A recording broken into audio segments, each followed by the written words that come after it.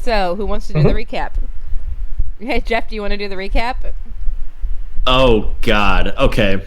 So, we went out to meet with the clanners to figure out why they were getting all they stretched thin and not being able to do shit. We found out that they had been being harassed by a bunch of pirates, just all over the place all at once, which is very strange. So we went and we tracked down the main force. Met up with, of all people, Sylvia's father and uncle, who were pirating people, mostly because they had lost they had lost the mortgage basically to the space station to the shitty ass tech company that had fucked up with Sylvia all those many months and years ago, and they were explicitly stealing Horus tech for them. Since we do not like that company, what's the company called? I forget. Smart Brain. Smart Brain. Yeah. Brim was not a fan of them because of what they did to Sylvia. So he's like, yeah, let's go track them down. Let's take care of this right now. We're gonna exterminate some rats, basically. So we go out there. I blasted a hole in the station because they were being idiots, and we fought them, and we won pretty handily because we're cool.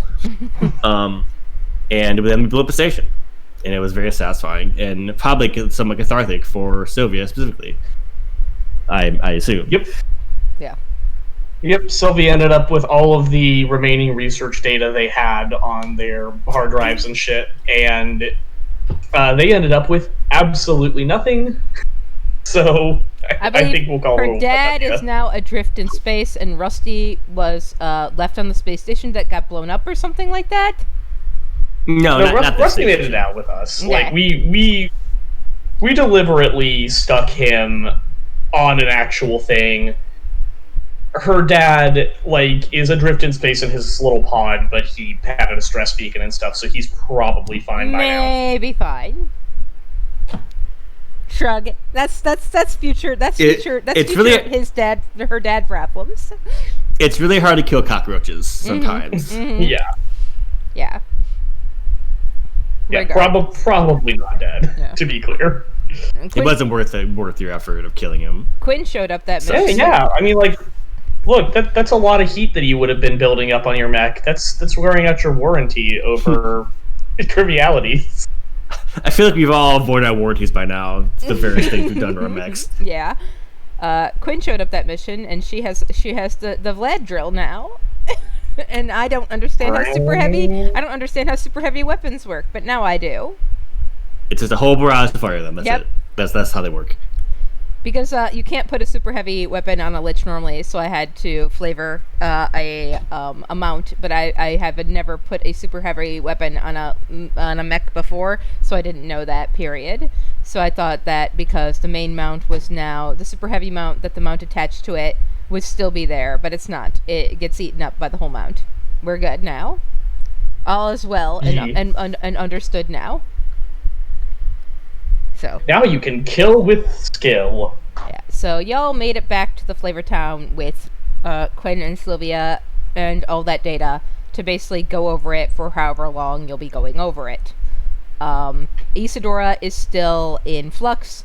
The Nimish who guard the Flavor Town are still there, like Gunner, just sitting around, being a good house rat and keeping the Flavor Town nice and clean.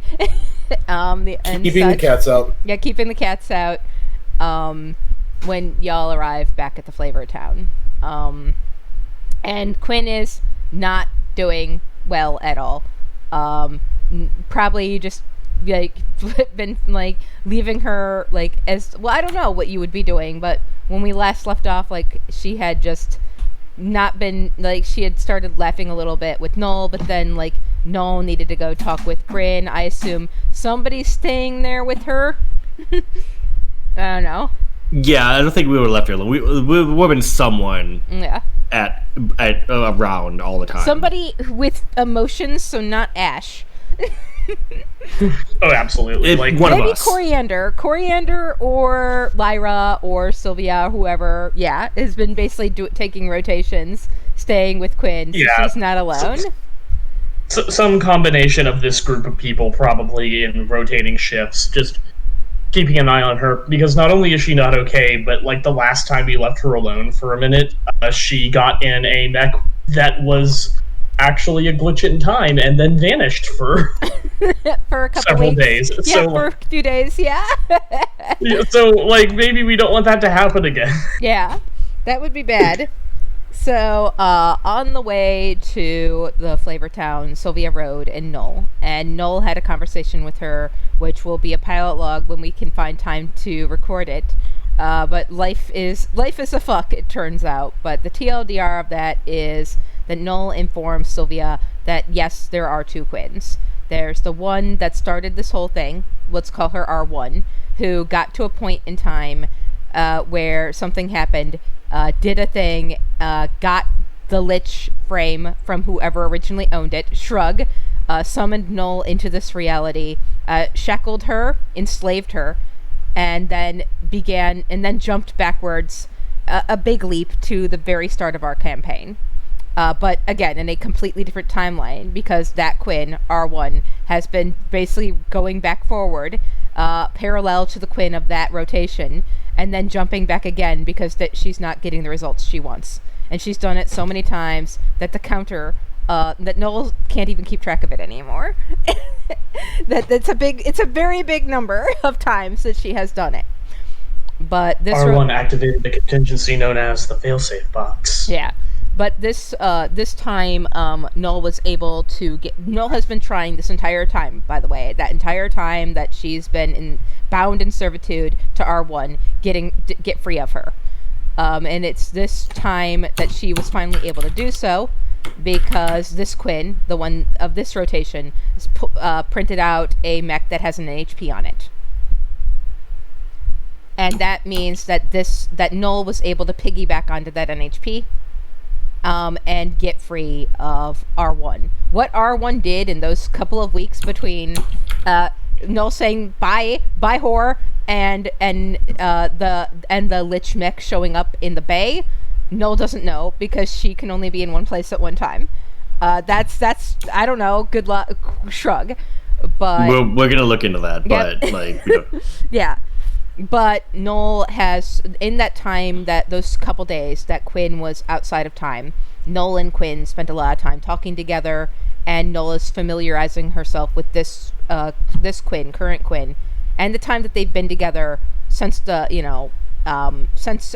printed her out in the Gorgon. This Noel has been familiarizing herself with this Quinn too, and is telling Sylvia that this Quinn is very, very different from R1. Current Quinn is almost like a different person. So that's basically the gist of it, unless Sylvia had any questions. But that's what Sylvia is told, is that there are infinite AUs where all sorts of things happened. And if Sylvia is curious, Noel will gladly go over the number of the many differing timelines where Sylvia has gotten killed, etc., etc., etc. There's one where they all started a coffee shop. It's weird. Yeah, there's a coffee shop AU. There's one where we don't get the flavor until we get a coffee shop. Yeah. There's one where you turn the Flavor Town into like some kind of fucked up maid cafe kind of weird thing, and what Noel says is like the timeline like the jump back, the original jump back, and thus when she can only jump back to every time she jumps back because of how this works is when Bryn accepted you, Sylvia, into his hire, having already previously accepted Lyra into his hire, and having already previously agreed with Vadim to take a assload of money to watch over his 16-year-old daughter and get all the bloodlust out of her system, so she can be a nice, polite, marriageable girl. So the people that are actually part of the Hex Girls that are locked in to the timeline are Lyra, Sylvia, Quinn, and Bryn. And basically, the moment that Quinn and Lyra and Sylvia show up at with where Bryn is, and then get that first mission, which ultimately is the mission that got them to Flavor Town this time. But Bryn doesn't always pick the mission that gets them to Flavor Town, is where they jump forward. So when Bryn gets this crew and says, all right, let's go do this, and they've only known each other for like a couple days, that's when the timeline starts. That's when the time loop starts. That's when R1 jumped back to. So Isadora is a known entity, but they don't always pick the mission that Isadora is on, and she doesn't always join them. And that's the pilot log that we'll do longly later. But now we can begin the actual downtime. So change the map to the Flavor Town. Yeah. I can change the map to the Flavor Town. There you go. Bamp. I didn't realize that I was the GM. But yeah, we'll do a longer pilot log for everybody if people want, but that's basically the gist of it, unless Sylvia had other questions to ask Noel, but we can do that in the pilot log. But that's the TLDR of the quote-unquote important stuff that I wanted to cover. Yeah, that basically summarizes like the main points. I think Sylvia would probably just ask some stuff about previous timelines that we can go back over later. Yeah, Bryn does not want to know that information. He wants to know actionable things about this timeline, but that's it. Yeah. Like, he doesn't want to know what he did other times. He's actively avoiding it. Does not want to know about Venom punished Bryn? Absolutely not. Yeah. He cannot act with information. It doesn't help him. Yeah. It's not practical. Yeah. You'll never learn the bear fighting music. Yeah, you'll never learn the bear fighting music. Alas. Yeah, Sylvia basically, when everyone touches back on the Flavor Town, she kind of signals, after exiting Noel, she kind of signals Bryn, pulls him aside and goes like, we have a problem. Yeah. And Bryn, you have just heard that Noel panicked when Kova got hit. I was about to say, yes, we have. Is it the problem I'm thinking of, or a different problem? I would say. So Sylvia's like, uh-oh, and then like kills her head. She's like, how many Quins are in your problem? How many Quins are you on? I have at least 2. You're like a little baby. You are like baby. You're like little baby. No, it's like you're like a little baby. Sorry. I gotta. Well, let's get let's get Lyra and let's talk.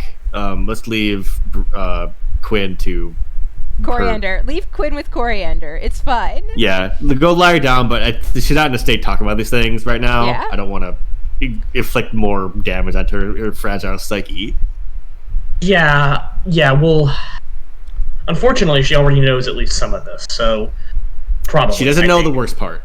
It's true. Or the best part? We'll talk about that in a bit. The worst part. Let's call it the worst part. We'll talk about that in a second. I guess everybody come to the conference room. Not me. I'll be over here with Coriander. You're probably like curled up in the fumes in your bed crying right now. Quinn's having a moment. Lyra, of course, find a wall to hold up. It's very important duty. Mm-hmm. All right, so you start, Sylvia. So this isn't the first time all of this has happened. If we're lucky, it'll be the last. Yeah, I gathered that much. But there's another Quinn present in the current timeline. I thought that wasn't like a glib remark. That's true.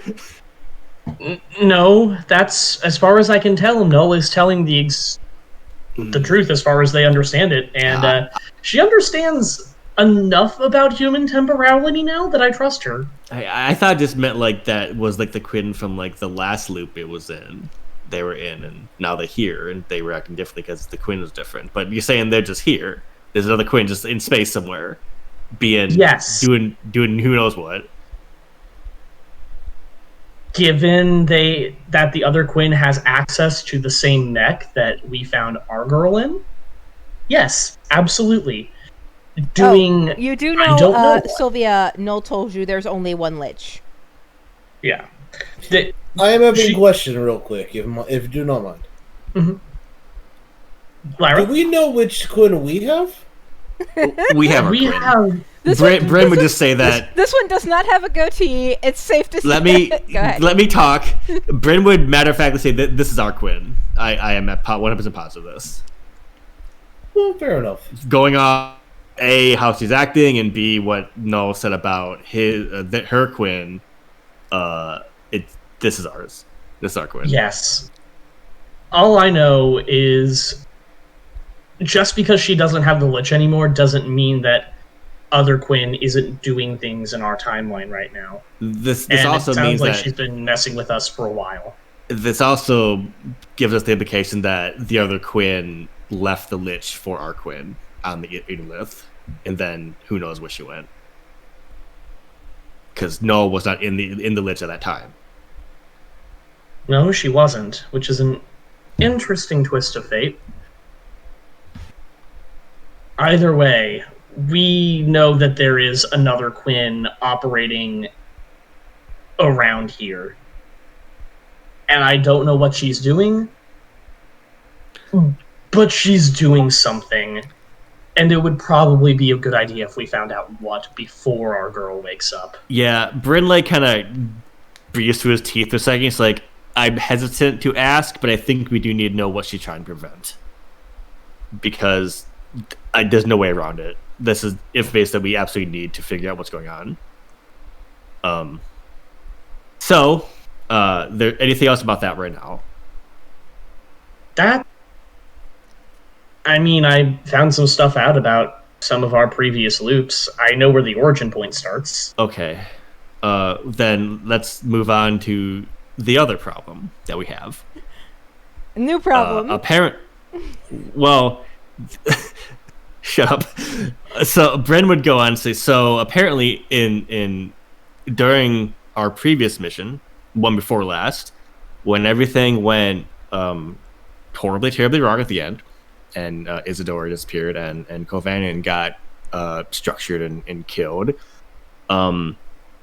Null, who finding the matchmaker, made a backup of our Quinn's deceased wife. Wait.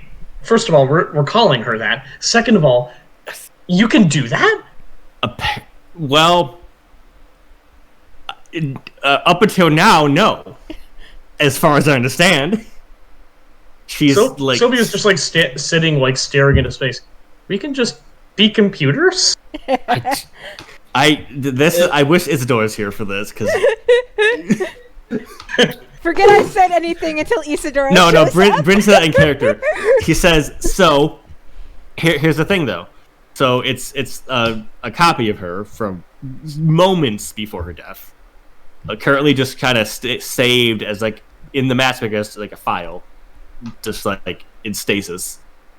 I don't know how to deal with this information. I don't know what to do with it. I don't know what to do with her because I'm hesitant to tell Quinn because what if there's nothing we can do with that and she's just her consciousness in the matchmaker just stuck in there. Maybe she should just think she's dead at that point. Well, I do know that if this were something that Ra was going to have a problem with, they would probably have already had a problem with it. But what if the only reason they don't care is because it wasn't us who did it? I'm not going to worry about that right now. I'm more worried about Quinn's mental state than I'm worried about that. I will say I am worried about one thing, which is... Bryn, you know there's a full dive mode on that thing, right? Yeah. So things in the full dive don't have to correspond to things on the outside. When I go in there, I can restore mobility to my legs. Mm-hmm. Which means if there's a version of Kova in there, you can probably find her in the full dive. Yeah, that was my thought. I was thinking we're gonna have to probably go in and talk to her about this because it's really her decision ultimately what we do. Probably, but in the meantime, shouldn't someone go into the full dive and check and make sure that whatever version of Rasha or Kova or whatever her name is in there is okay? I was planning on doing that like literally after this. Got Just it. for now, can we not mention this to Quinn? Because We I should don't wait. like we will eventually, but I don't think right now I don't think the information will be helpful to her at all. If we tell her that and then something goes wrong, it will be Yeah. pretty Heartbreaking. terrible. Yes. So we should. No, I'm in agreement about that. Look, this is wild. If you want to go ahead and get started on that, I'm gonna Lyra, you and I can trade off ships with Coriander, keeping an eye on Quinn. I've got some fun stories to look at, and Sylvia holds up a big, thick data tablet containing basically everything we got off the station right before we blew it to hell. Mm-hmm. All right. That's who's doing downtime first. I don't actually have an event connected to mine, so I'm just gonna go real quick. So I didn't really have anything to alter on my main character. Upgrade Coriander. So yes. Today's Coriander upgrade. Faye is getting Instinct Mode on Fairmet, which is basically until the end of the Ronin's next turn, the first time each turn that they are targeted by an attack, the Ronin may first use the Carbon Fiber Sword to attack a character within range as a reaction. It's a quick action to activate that, but it's pretty neat. Very nice. Actually, given Coriander can multi-attack off a skirmish, that's really good. Yeah. Mm-hmm. So yeah, basically, like the way I read it, the best way to use this is like activate this early in one turn and then move again late the next turn. That way you just get max time with it. Mm-hmm. And yeah, that's just about it. Coriander will be here for other people's scenes, but Faye is mostly just hanging out, waiting, and trying to help Quinn. You know, Best Coriander's they can. part of the team, so I hope Fair not kept completely in the dark. That Lyra and Sylvia get to know everything that all the PCs know, but Coriander wasn't part of that scene because Coriander had to babysit. Coriander had Coriander's gonna find out one way or the other, I'm sure. Coriander gets to be the warden of gay baby jail. Go into gay baby jail. Yep. So, who wants? I guess I still have to think about what Quinn's downtime would be, but Ash is still here, basically moving from the dormitories to the dining room, common room, and trying to just keep away from all of you unless you have any questions for her. She will because of what her orders were, occasionally just let you all give you updates on what's going on with the Aroth because that's what she can learn, but you can pick that up from the matchmaker. She doesn't really exactly know why she's still here, actually, since you can just check into the matchmaker and read it yourself. But basically, they found a big Star Destroyer, the Arathlands did, and took it over before Hyrule jumped back to try and find Isadora. So they have a big ship that they'll be meeting, that they're going to make their base of operations, that they're going to be meeting up with you all at the Death Scythe Inn. Well, that'd be useful. Yeah. Nice. The Ash grumbles because the ship had a name before they took it, so they're thinking of renaming it, and it's becoming a big contentious thing that they're fighting over because the original name of the ship was the Destiel, and ugh. So, if no one else wants to go next, I'll take care of it because I have a pretty clear idea about what to do for mine. All right, go ahead. All right. So Sylvia just sits down. First thing she does is she actually sends off a brief email through the Omninet, through back channels to the station she's from, basically going, "Debt's canceled. You're welcome." And sends them basically a copy of whatever financial she got from... Alice, you went over this with me a little while ago. Can you just build a group in on basically what the actual financial hold that they had over that station was that Smart Brain did? Oh, from last session, they were renting it from just someone. They were just renting it from a random... And we blew it up. So they're... And then I remember Bryn also sent that landlord like anonymous message with a picture of it blowing up. Just to be like, hey, heads up, bye. Yeah. Yeah, like, so basically Sylvia sends evidence of that back home, and then with a small, like, thing, you know... out of curiosity... Stations yours again. Mm-hmm. Oh, wait, finish your thing first, sorry. Yeah, and she just, like, signs that off with, like, station's yours again. Your ass is mine, though. Well, no, the station's no one's because it's nothing. It doesn't exist anymore. No, not that station. Sylvia's from gotcha. Oh, station. Yeah, okay, I understand now. Yeah, like, they had some kind of financial hold on them. I understand now. Yeah, like, Sylvia's just basically going, like, I killed your landlords, you're welcome. What was your question? How much would a very fast luxury spacecraft be? One that could travel around the galaxy at very high speeds and also be a luxury craft. Like, how much would that cost? In this world? To...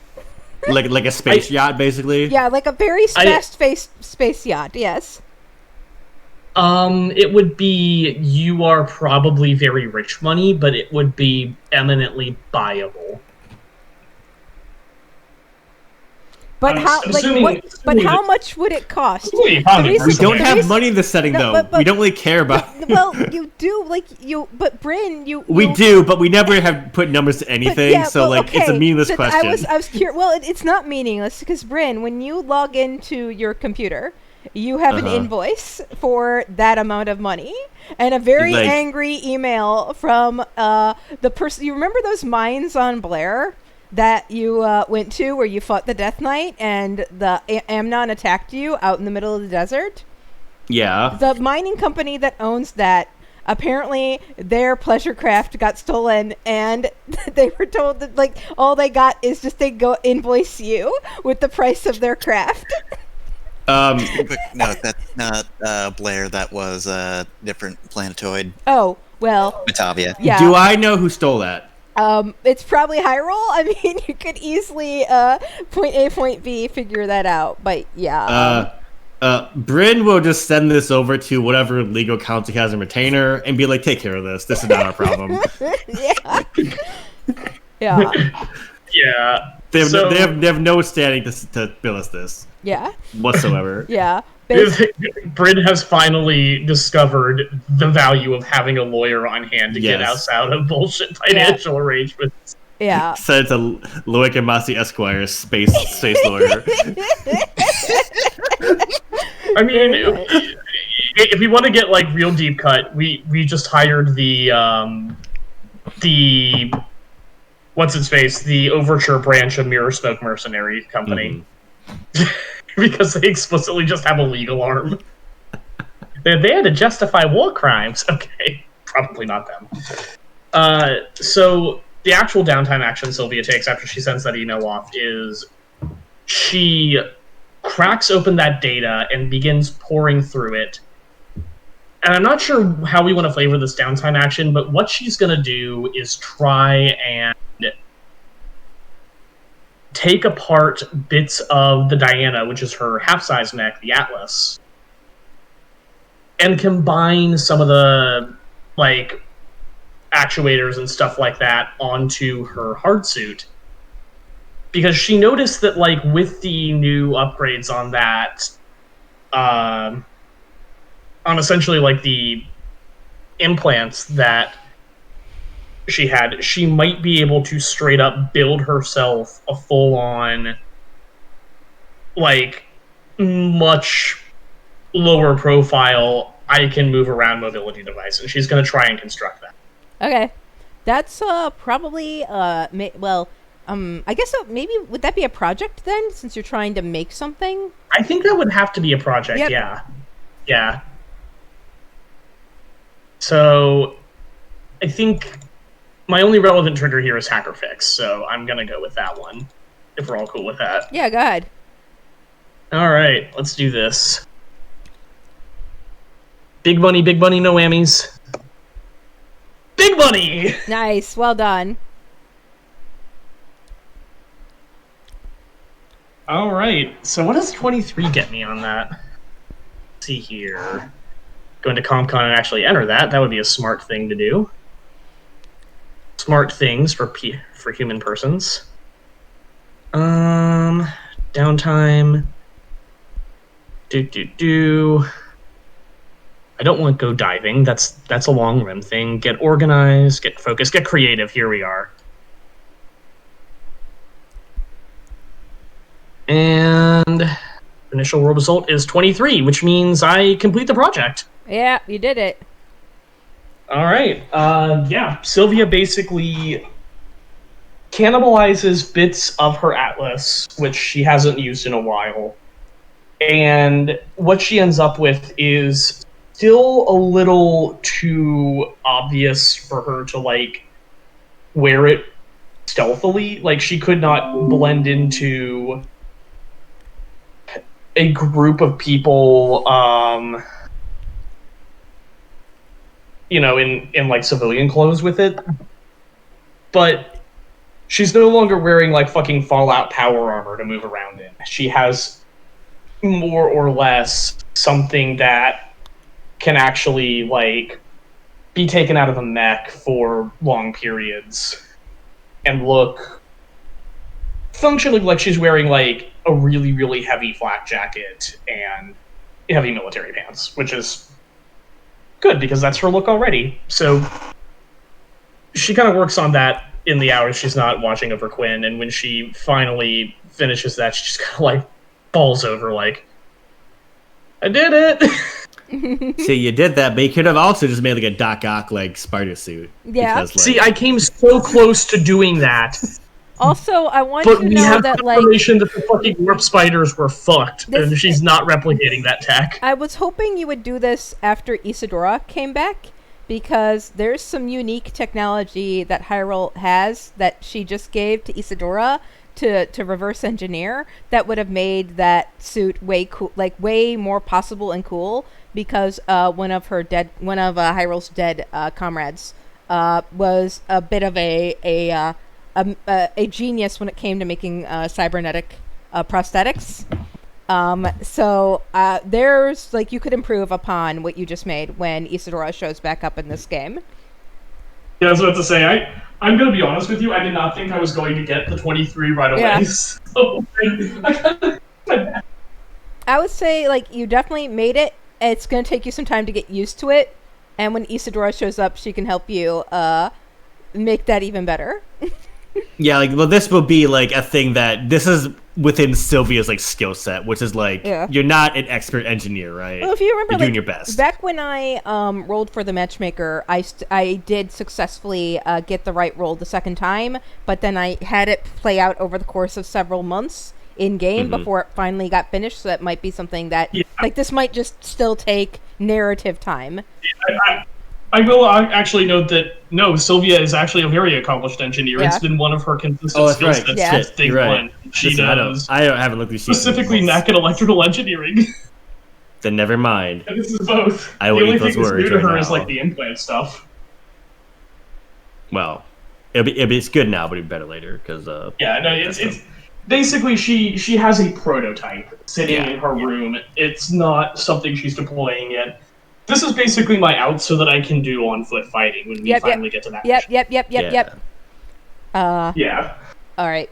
What's your downtime, Bryn? Because I just typed a thing in the thing, but if you're going into the Okay. matchmaker, that's actually waiting for you still, like urgent, right? I was gonna do that first. Yeah. So Bryn, after Lyra and Sylvia leave, he sits in the conference room for like a good half an hour. Yeah, gets that invoice. Thinking. Yep, from miners. Yeah, Blair. he just he just dismissed. That's not important. He just puts up someone else who can fix it. But they're and also he sitting sits there thinking, urgently impined. But go ahead and do your scene first. Sorry.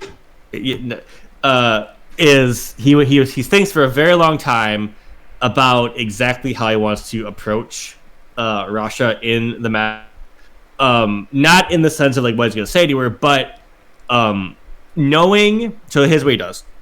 He goes in the matchmaker, and knowing what he knows about like the time that that this copy was made of her, he basically like recreates what was happening at the time in the matchmaker and puts her in it before he starts. Yeah, so as like the VR. she's Got in it. she's like in that mech after it took that first hit.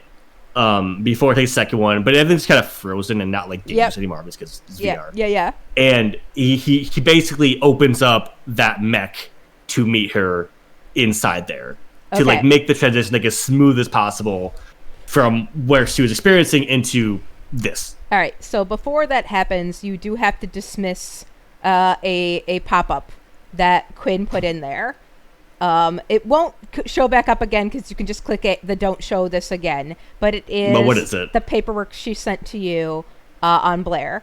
The data for updating her files, her name in the Hex Girls files, and the bureaucratic paperwork for you to sign off on as her legal guardian to make her marriage legal in the galaxy is there. Okay. And attached to that documentation for please sign off on my marriage is a threat from Quinn that if Bryn doesn't sign it, they will just elope and he won't be invited to the wedding. Well, he files it away for later. Yeah, but you can say, please don't remind me, because otherwise it'll keep popping up every time he boots in. Well, yeah. He actually won't hit that button. Okay. It can pop up next time. Okay. But it's not going to pop up like over and over here. It's just next session. Next session you log in, it pops back up like a reminder of you need to restart your computer. Yes, it's like that. So, all right. So the scene. So you boot it back up. So you're standing in like that mech didn't have an expanded compartment, but you make it what it needs to be for it to work. Right? Basically, what he's going to do is he's going to open up the mech from the outside, and he'll be there. All right. So instead of Quinn being because Quinn wasn't there yet, she was rushing across the field. Got it. Yeah. Okay. Yeah, because she never got that. She never did that because didn't get to there. You boot her in, and the first thing is like she's still reacting to that first impact, and what you see is she's completely just like that. This I knew it kind of expression on her face, like that cold acceptance of course, right? And you see her slowly reach over to the matchmaker that has been basically integrated like into a thing that she's built into herself, and flick it on to start music, which you don't hear because it's not here, but like right. But it would play because the matchmaker actually has a thing that lets it play, but I don't want to get a million content strikes. But the song the song that I put in the episode sneakily that none of you listened to anyway starts playing because she played it when the moment she recovered from that first missile impact, and you see her brace herself for the second missile impact with like this look of whelp, right? That spike bang look, right? But then it doesn't happen. So Bryn waits till like a minute or two after that. After she's like looking around like what the fuck. Yeah, then she starts looking around because obviously time has frozen. And he pops open the cockpit from the outside. Yeah. And it should in this it should open easily, whereas in real life Quinn had to hammer at that with the spear for a while to pry it open. But in this it opens easily. And he just stand there in his civilian clothes. He's not in a hard suit. He's not like all dressed up like he would be fighting in combat. So I guess the first thing she says is, "They're going to be so upset that heaven is real." We're dead? I'm not Did you dead. die? That's a I didn't die? Yeah. That's a complicated question. She leans So- back in the chair, and you can see like that kind of steely look on her face that she gets when she's going into professional mode. You call it from like when Meliora's watching, right? Yeah, he's gonna extend his hand into her and say, "We're the two in here. Come with." She looks at Bryn's hand for a moment and hesitates, but then sighs and takes his hand, and her hand goes right through you, and there's this weird feeling of like the matchmaker trying to make that sensation of two people blending into each other a feeling. There's no solidity without like enthusiastic consent from both parties.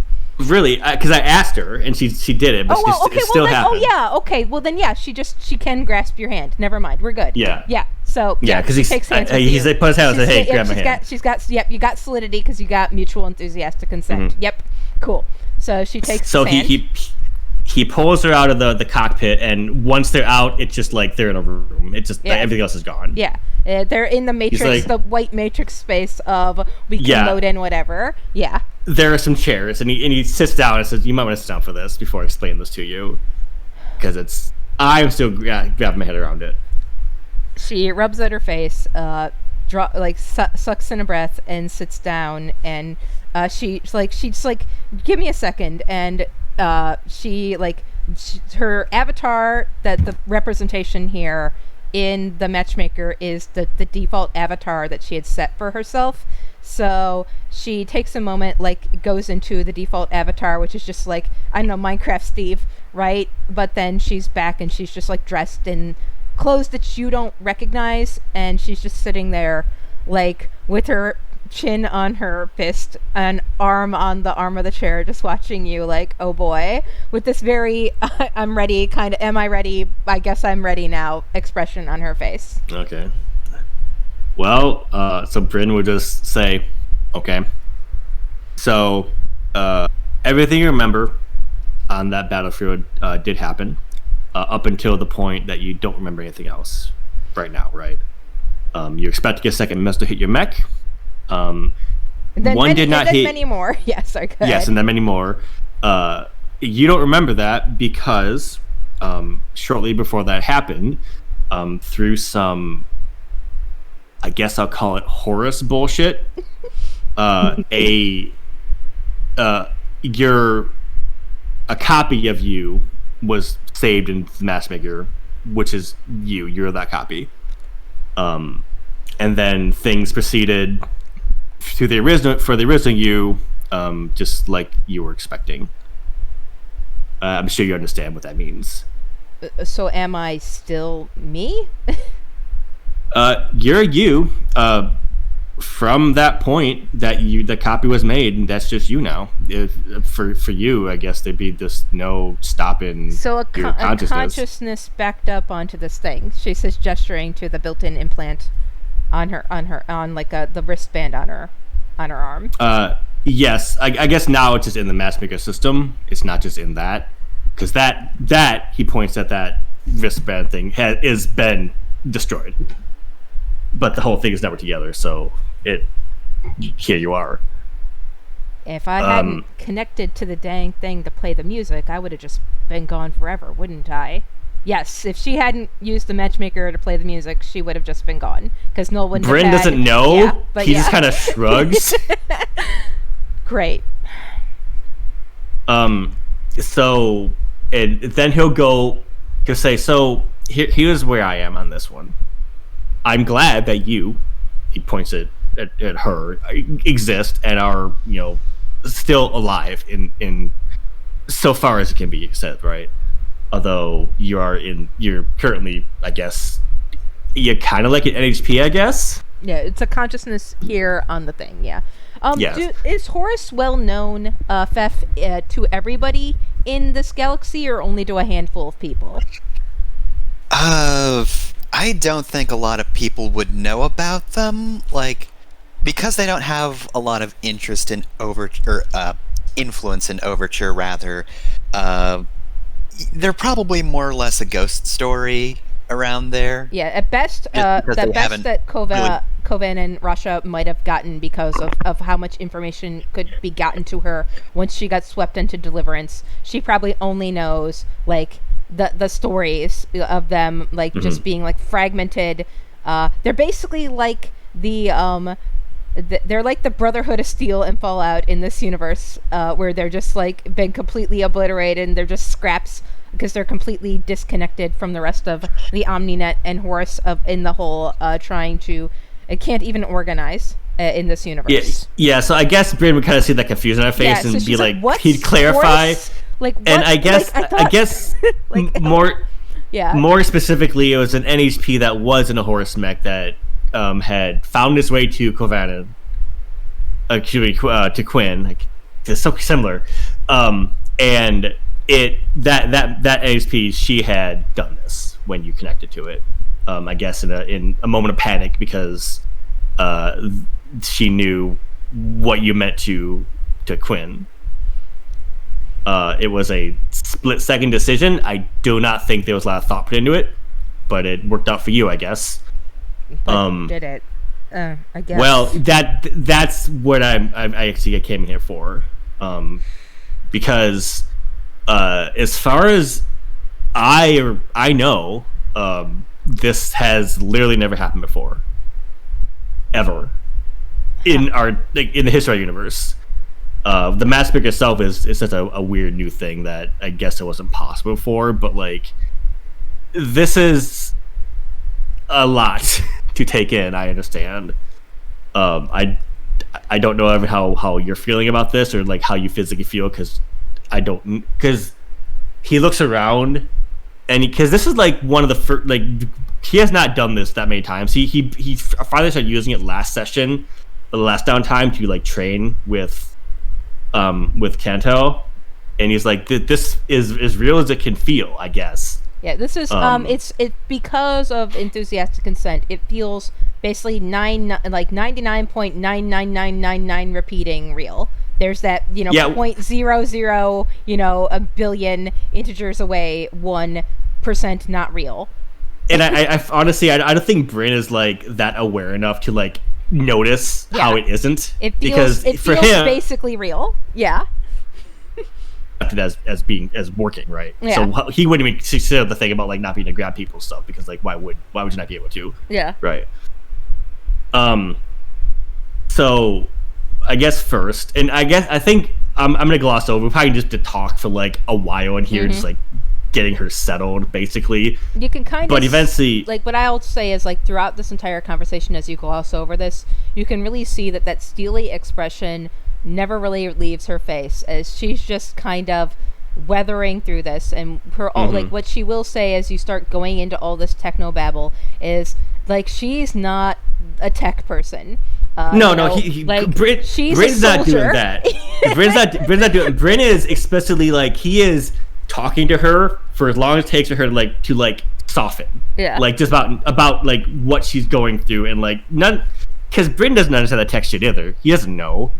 He's went over like what he understood, and then but basically he wants her to like not go fucking crazy, right? For being like a conscious in a machine, right? So he's just trying to be like as reasonable as possible. And he just how long it takes. Well, if he has to sit there for half an hour while she just like sits there in silence, he will do that. All right. Well, then I guess as Bryn very calmly, gently explains it, all this to her, like, what do you gloss over? Like, because you wanted to say something before I interrupted you. So well, no, I'm just basically saying, just the gist is, hey, let me do this. Okay. Let me make a roll. Yeah, I'll make my empathy roll for this to see how well it goes. So it goes very nice. So he's basically just he's being very like. He's just listening to her.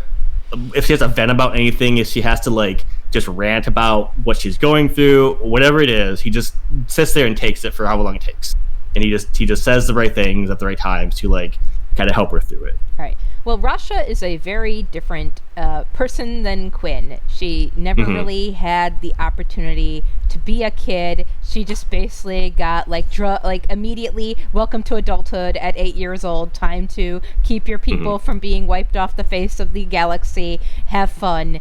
So she's very stoic and very like that adultified teenager, right? This is not vulnerable, messy Quinn. This is an adultified teenager who never got to have a childhood, just listening to you very stoically and not quite following all the techno nonsense, but able to kind of accept that she is a consciousness that has been uploaded into a machine. And her main focus seems to be more not really concerning herself with herself. That's very healthy. But what's going on with the rest of, for example, her people. Okay.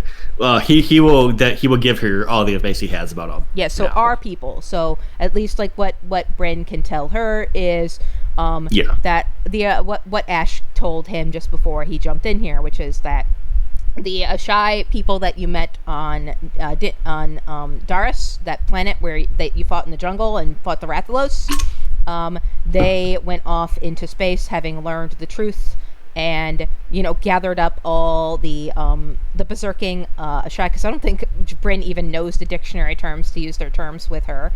No, he uses what he would know. Yeah, so all the assumes that she'll know what he's talking about. All the berserking drugged up Ashai who became part of the martyrs because they were so upset about what happened to themselves on Din Hark.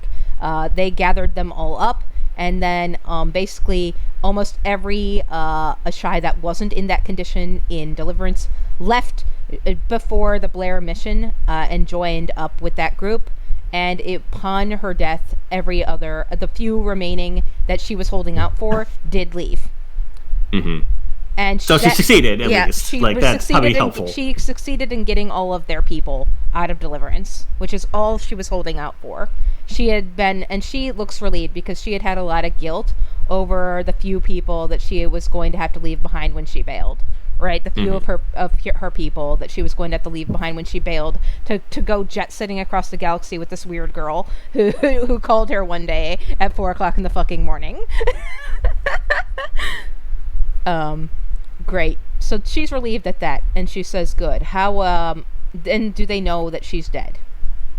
As far as literally, I know this. Sylvia, Lyra, and. No, know this. That is it. Well, the whole galaxy knows that Kovanen died. I'm saying what I'm saying is that we're the people who know she died. We know that she exists in the state. Yeah. That's okay. It. Yeah. Otherwise, everyone else, as far as the entire universe, you are dead. There is very obvious evidence that it happened because it did happen. Yeah, and then Quinn's stream went out over that pirate internet into space, and there was nothing Deliverance could do to prevent the actual events of that from being played out exactly as they played out because of that. So, yeah, Brenda's sure of that. all the galaxy knows that Deliverance bombarded their own mascot and killed her. Great. And so Rasha asks you, how is everybody taking it? Her death. Well, it was rough for most of us. But does Bryn read that correctly? That she's not really asking about everybody. She's really is asking about all of her people, but I don't know if Bryn would realize that Quinn is considered one of them. Well, I think more like when she says everybody, she just mean everyone, but really I mean Quinn. Well, no, she really does mean everybody. Okay.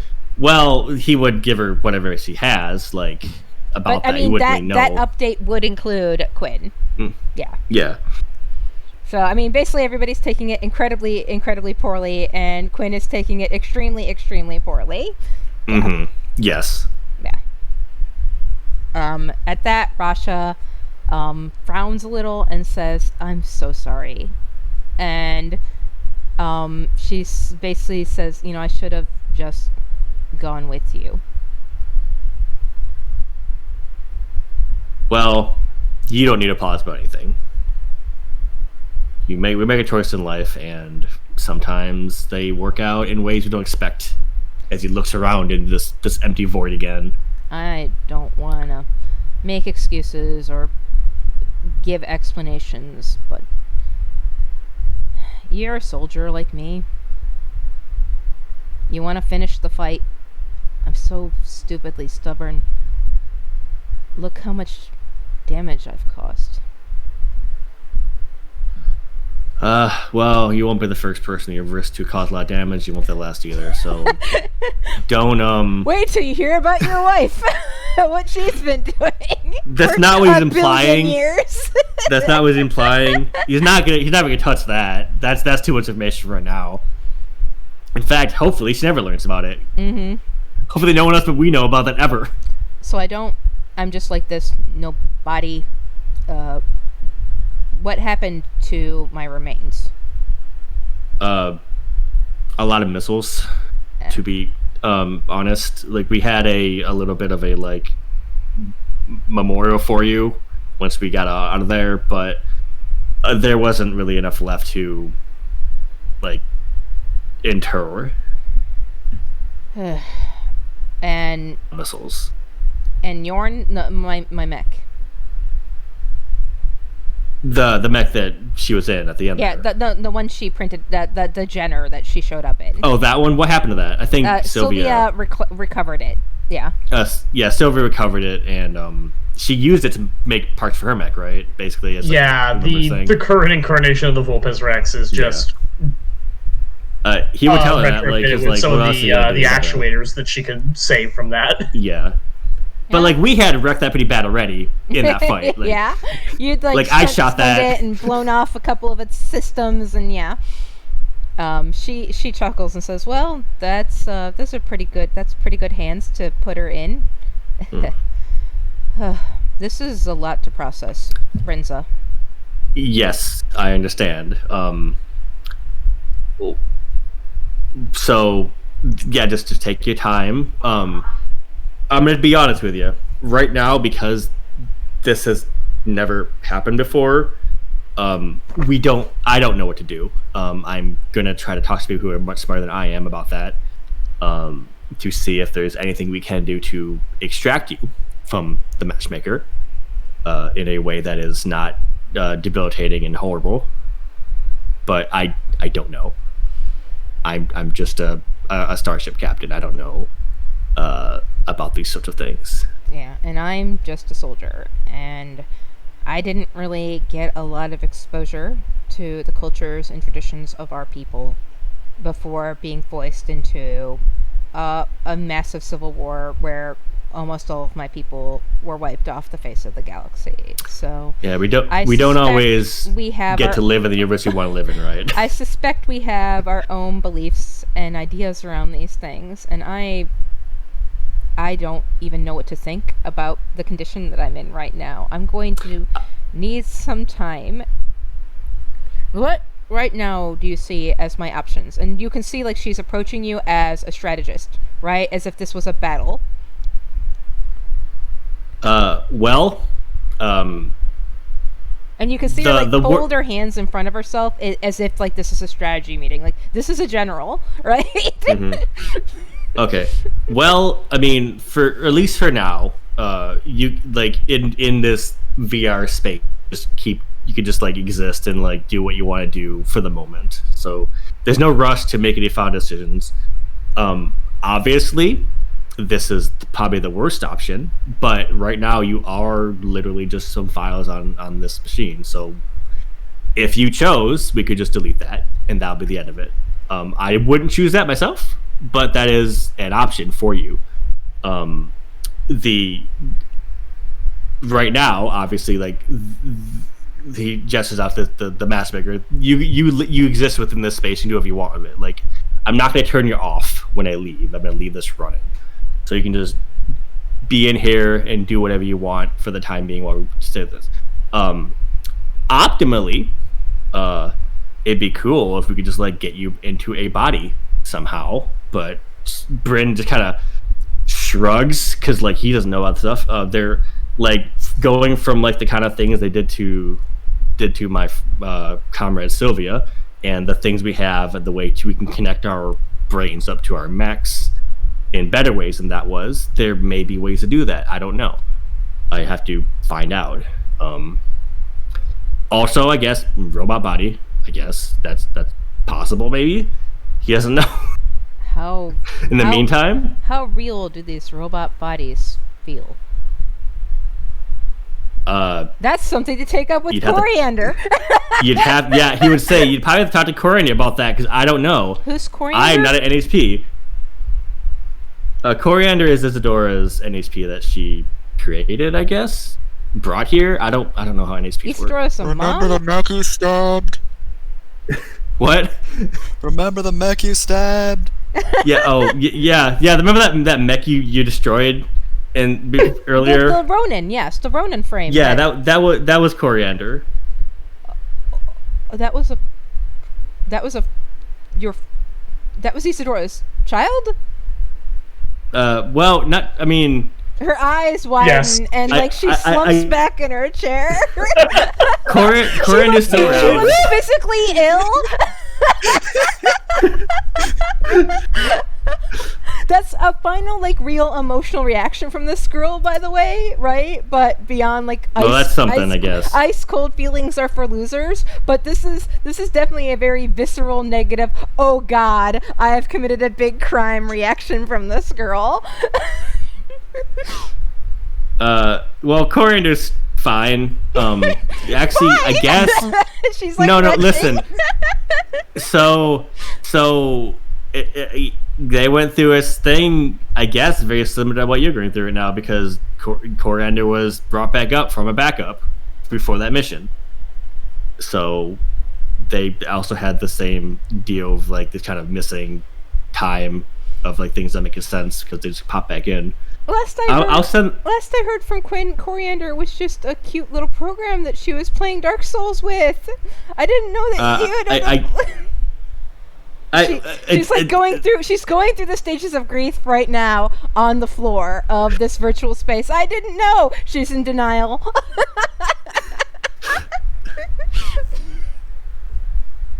I think you should probably talk to them about that. Why didn't she I tell don't me she's moved on to anger? We're at stage 2.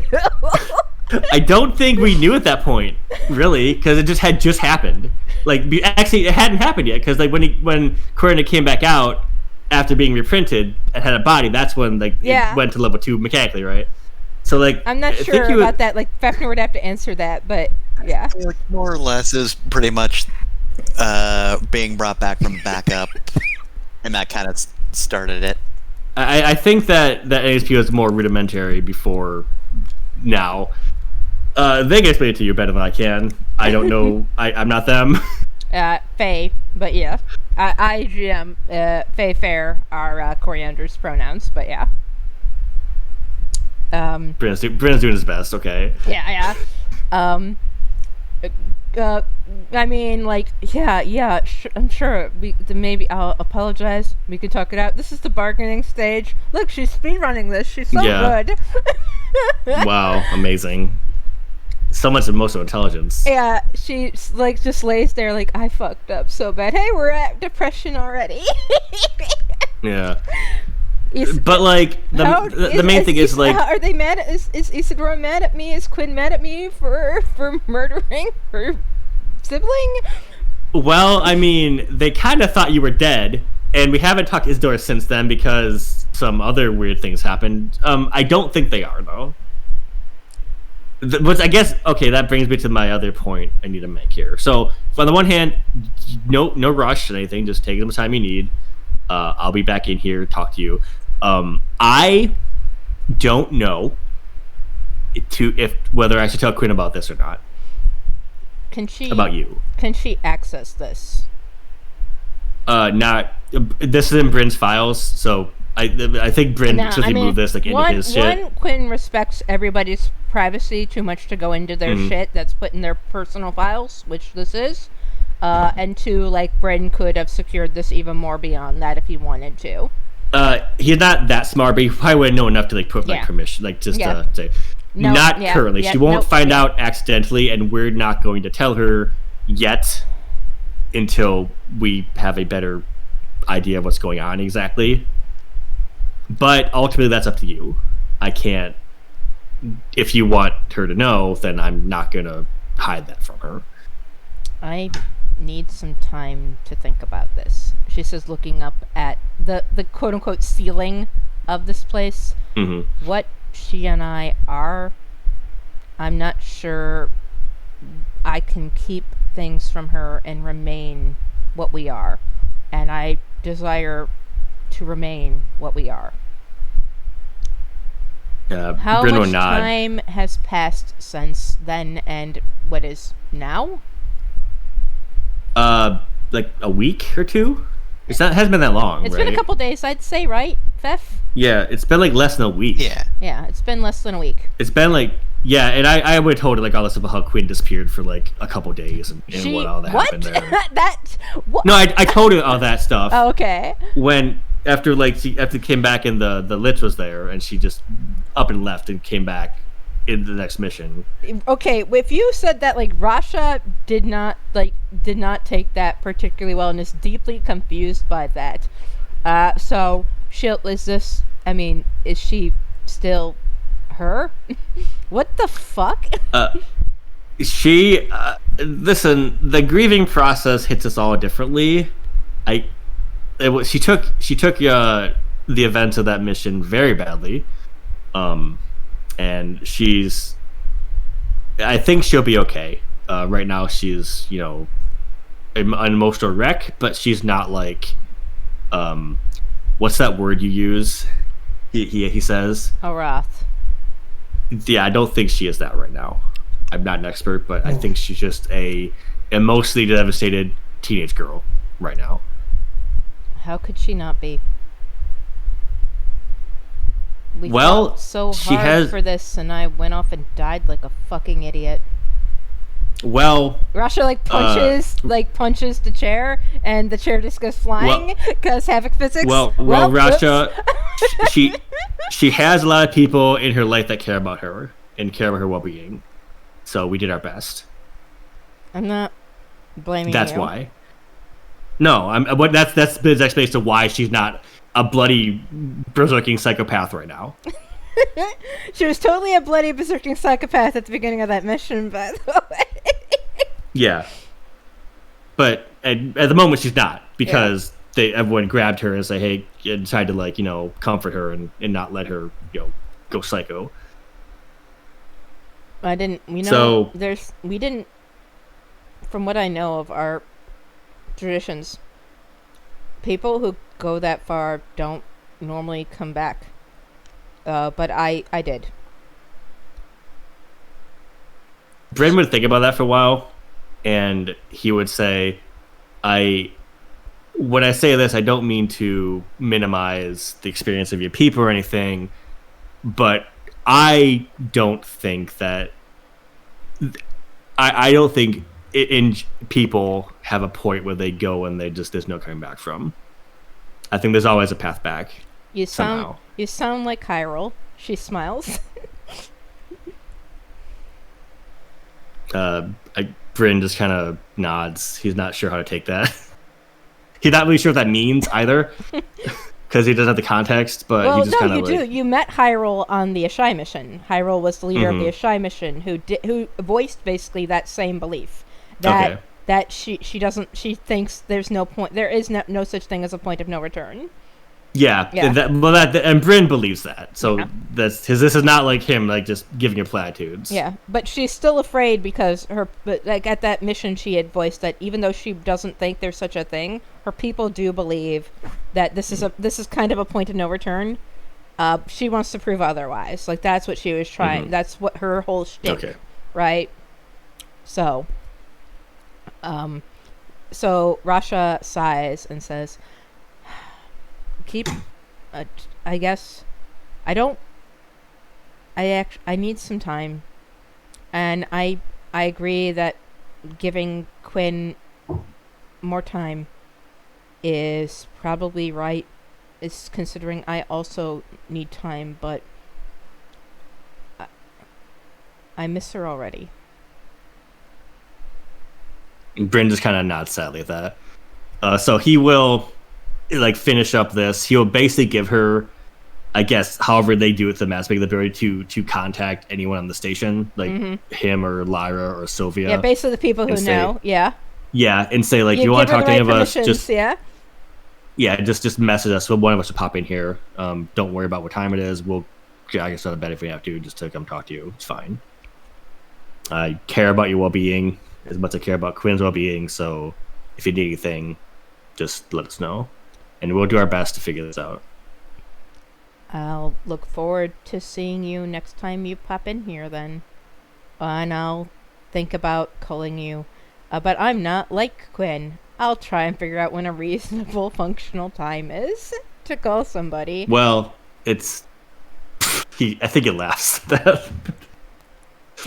Well, I mean, here's the thing, Rasha. You don't always have to be reasonable. As he stands up and then he logs out. She'll like, you hear her laughing at that, like, and you actually hear as you're logging off, I don't know how to be anything different. Like, she's never had the opportunity to be anything other than ruthless calculus fucking warlord, right? Well, Bryn is giving her space to do that explicitly. The few So moments sometimes you have to say it. Yeah, You have to say it's an option. Yep, the few moments that she's actually been able to do that is basically the 1 hour a day that Quinn was able to, like, Quinn and Svava were able to secure for her, where they would sit together on the matchmaker and be dumb gay lesbians together. Quinn doesn't, Rasha doesn't know how to be any, like, still is figuring out how to be anything other than that monster on the battlefield. Well, he was just told that she could be, Yep. so that's the first step. She's got some time. Yeah. Okay, fuck. I guess for my downtime, Bryn's gonna start, like, trying to figure out a solution to this. So, Yeah. do something. Like, everyone he knows who would have any sort of expertise in, like, any of this, like, computer nonsense, people who know about, like, how people interface with mechs, all that stuff. He's gonna, like, just go through his Rolodex and just contact everybody he can think of. I mean, the main That sounds thing like Get is, Connected. Yeah, get connected roll. Yeah, definitely. Alright, let me do it. Add a +6 to this. Nice. Pretty good, 18. Nice. What is that? The 18. results on the thingy.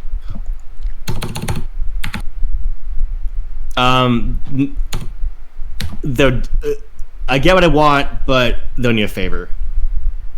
Yeah. After they help. After they do the help. So basically, I doubt this is a short-term thing. So basically, he's trying to, more so than, like, trying to find a meet, so he's trying to find what options they have and what can be done, right? Yeah. The main Like, thing optimally, is, it'd be cool if we could grow a body and put her in that body. yeah, That'd be cool. that'd be but, very cool. like, I'm sure something like that, some kind of technology exists where that could be a thing that happens. But okay, reaching out to the Ashai, the main person amongst the Ashai, until they talk to the remaining Ashai that they got, the 73 that are there, is S. S is the one who knows about code and whatever. So S is kind of busy meeting you at the death scythe, but once they blow the death scythe out of the air and find Meliora Lambert and kill her, she'll be more than happy to go over this with you.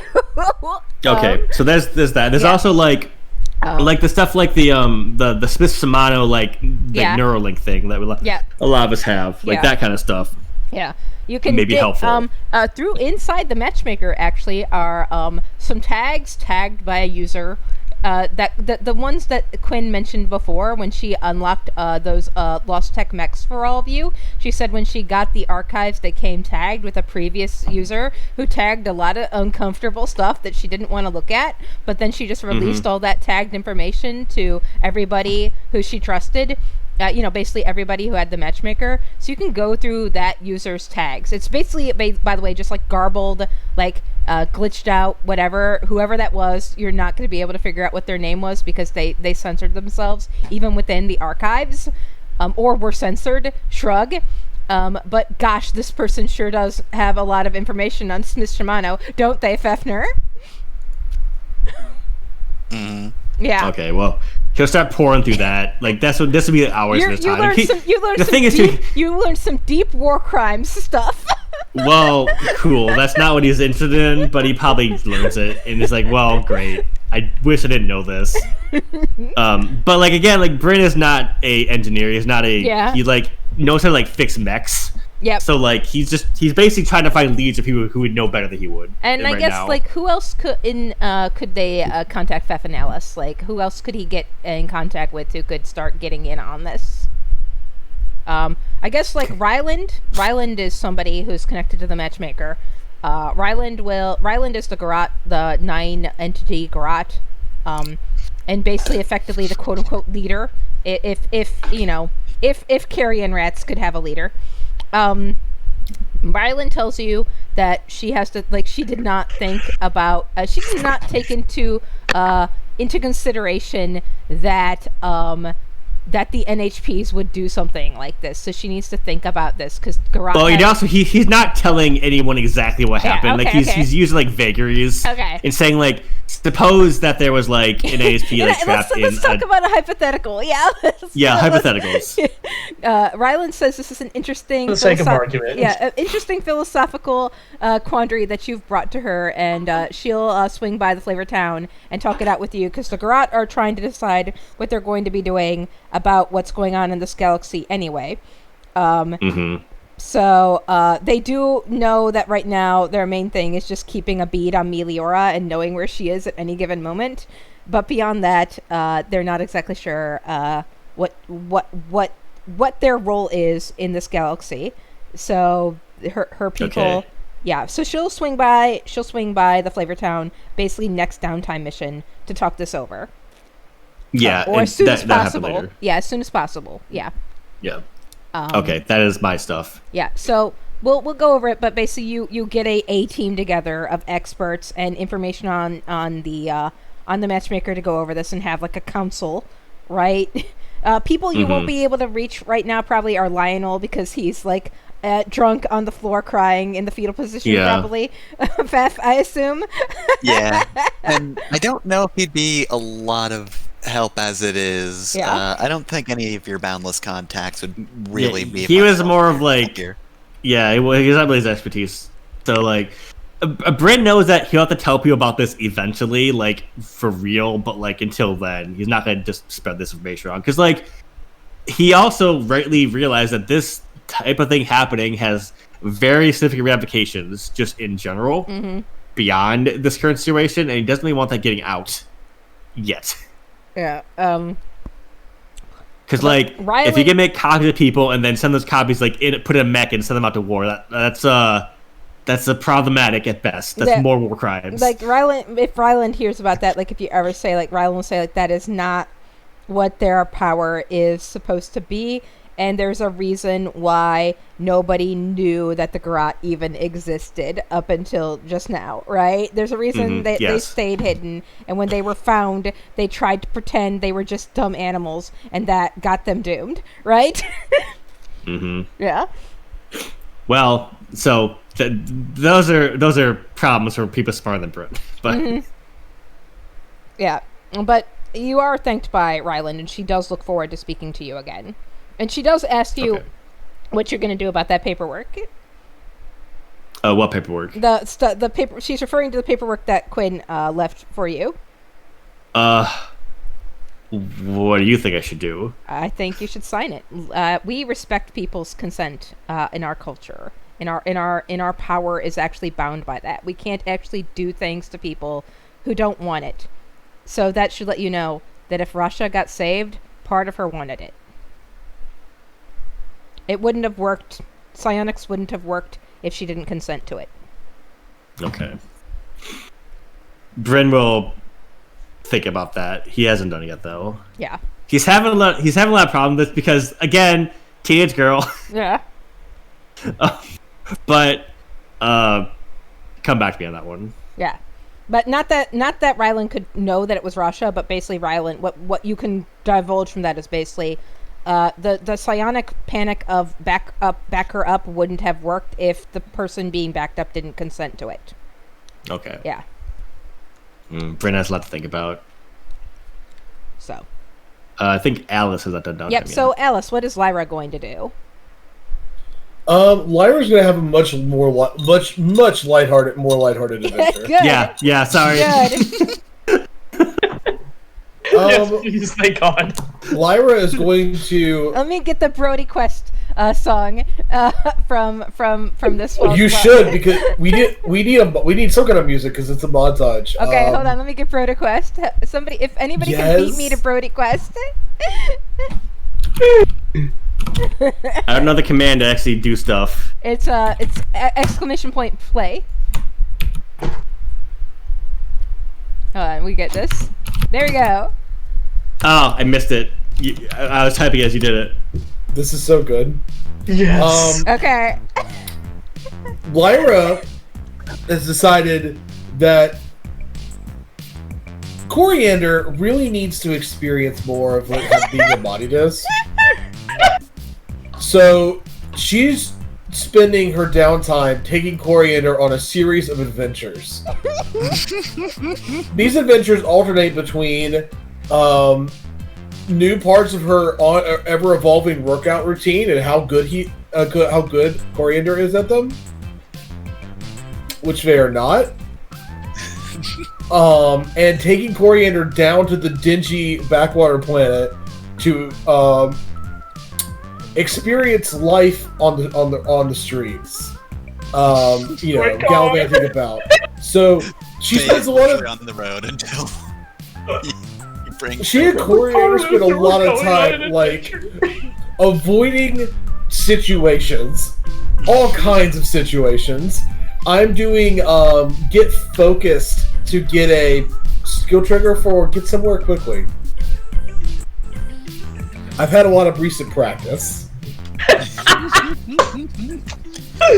This is amazing. Isadora, this is what happens when you leave Coriander in the care of people who are not you. You're such a bad mom, Isadora.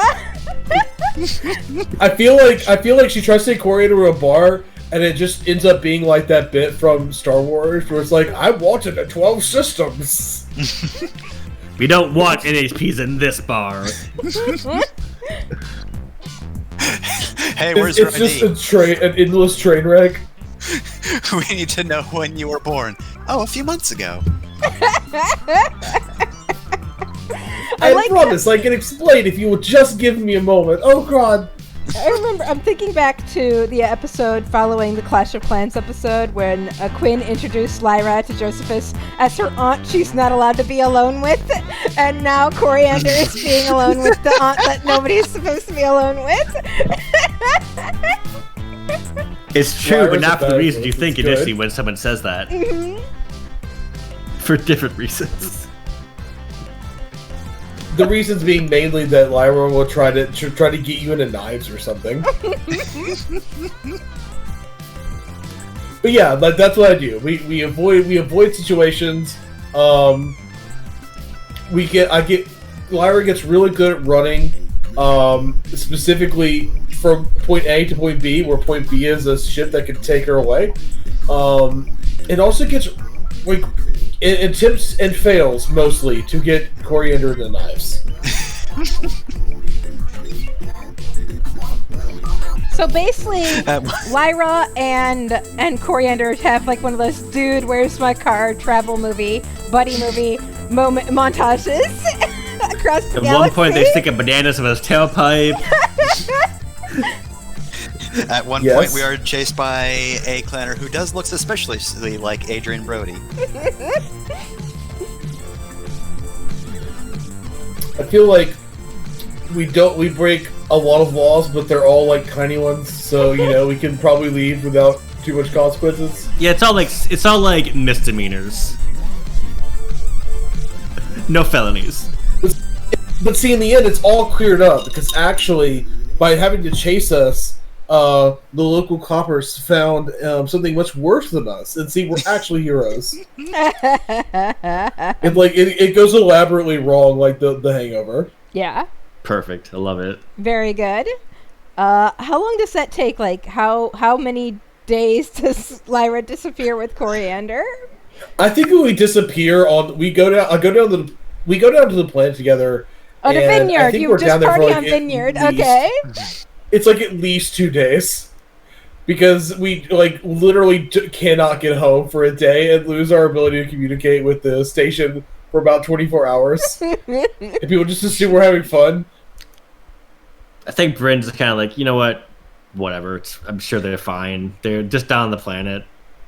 If they get arrested, I'll find out about it. If I don't hear anything about it, that means they haven't been arrested. Ash tells you that if they get arrested, she'll break them out of prison. And she cracks her knuckles. I'm sure we won't. I'm sure it'd just be like have to bail them out with like money. So I wouldn't. I don't think we need to go that far. That's not how the Ashai do it. You've committed a crime against. I suppose, but Vineyard also and like I would people. like the Flaretown to still be welcome around this planet. Well, You've committed a crime against Vineyard and her people. Pay the fine. fucking hell! You stop, criminal scum. I mean, Literally what happened. Isidore still has that friend, the mayor. Isidore's still friend with the mayor of this planet. She could just, look the other way. Yeah. So ultimately, there are no lasting consequences. Yeah, is what we're saying. no lasting consequences. I would say this is a get a damn drink. Let's make a get a damn drink roll. No, she Yeah, was that doing was it skill to. It's to a get bogus. improve skill Oh, trigger. What she's actually doing. Yeah, Yeah. what she's actually doing is get to work quickly. Okay. Yeah, because she's also doing. She's also getting Coriander to involve herself in like her ever evolving routine of working out. when they're You're not giving in it. Coriander So, like, but what- real life experience. But what down? Like, I understand what skill trigger you're using. It's but get what- focused. But okay, you're getting No, focused. that No. getting. There's Give no up. roll. You just get you Okay. improve a skill trigger. Okay, Yeah. included. Okay, got it. Okay, cool. Yep, cool. Meat. Oh no, it's my turn. Yeah. What is the sad girl Never be doing? arrested because we are immortal. Yeah. I don't think that's correct. Who's in the room with Quinn right now when it's Quinn when it's my turn to roll Quinn's downtime session? Whose turn is it in gay baby jail? It'd probably be Sylvia if this is happening Yeah. when like Bryn's in the match. Yeah. It's probably while Bryn's in the matchmaker. So running Yeah, parallel Sylvia's to project Bryn was kind of like a Bryn like a talking to nice her thing, yeah. Bryn talking to her backed up wife in the matchmaker. Quinn is just like she moved from the floor to the bed and she's just laying on the bed. I'd like to think that like Sylvia probably brought Tank over, right? To just like hang out. Yep. Oh, absolutely. Yeah. To hang out on Quinn's bed with her with Tank, right? I feel like Yep. Quinn's the kind of person who like it's not so much a made bed, it's more like it's a nest of like a pile of like stuffed animals and blankets and pillows. And... Well, it's a bed, but then like on top of that bed is just so many Yeah. stuffed animals and pillows. yeah, and exactly. That's what I'm saying. Yeah, exactly. So she's Kind of like curl up inside a pile. she's having a real one, that's for sure. So she's finally kind of composed herself, and she's really hasn't been saying a lot. And I think Sylvia's probably at least got the composure to just like not push or whatever, but let Quinn take all the time she needs and just like kind of lay there companionably with her, right? And not try Yeah, to force she- any kind of conversation, right? They have absolutely done this before because this is basically the first time Quinn went through a depressive spike. Sylvia did this exact same thing, Yeah. of, like just kind of hanging out around her until she kind of got her foot in the door, literally. Yeah. And this is very much playing out much the same way, though this is not the same. This is not the same. Like, she's not in default mode at all, right? She's just being Quinn. She's not, bunkering down or putting on any kind of affectations or anything like that. Right? Yeah, like Sylvia's literally just. She brings in Tank. She brings in her big ol'. I like to imagine that Sylvia's like computer of choice is basically a big weatherized like construction. You see, like the kind of like laptops and tablets they use at like construction and industrial sites. Yeah. That's basically Yeah, what they're hers- ruggedized. ruggedized. Thank you. That's the word I'm looking for here. Yeah, she's got this big ruggedized tablet that she's like playing some old text-based adventure game on, like very deliberately like leaning so that Quinn can actually see what she's doing. I don't know what game it is. It's probably like it's I don't know. It's just some old adventure game that's like entirely in a text parser. It's like a King's Quest, one of the King's Quests or something. Watch No, out, no, no, Graham! this is a pre-King's Quest, 'cause King's Quest didn't have a text snake. She's, Yeah. she's playing Police Quest, and Quinn's like groaning and booing a cab. It's oh god, what's the name of the? It's very dark. You miite be eaten by a Gru. Yeah, Zork. Zork. Yeah, Zork, yeah, she's playing Zork. She's been eaten by a Gru like 4 times. Are you, Keep getting killed by this fucking thief. Are you into vor? Is that why you keep getting eaten by the Gru? Shrug. If Quinn asks her that, she will go like, after the fifth time, I'm starting to think it's not an accident anymore.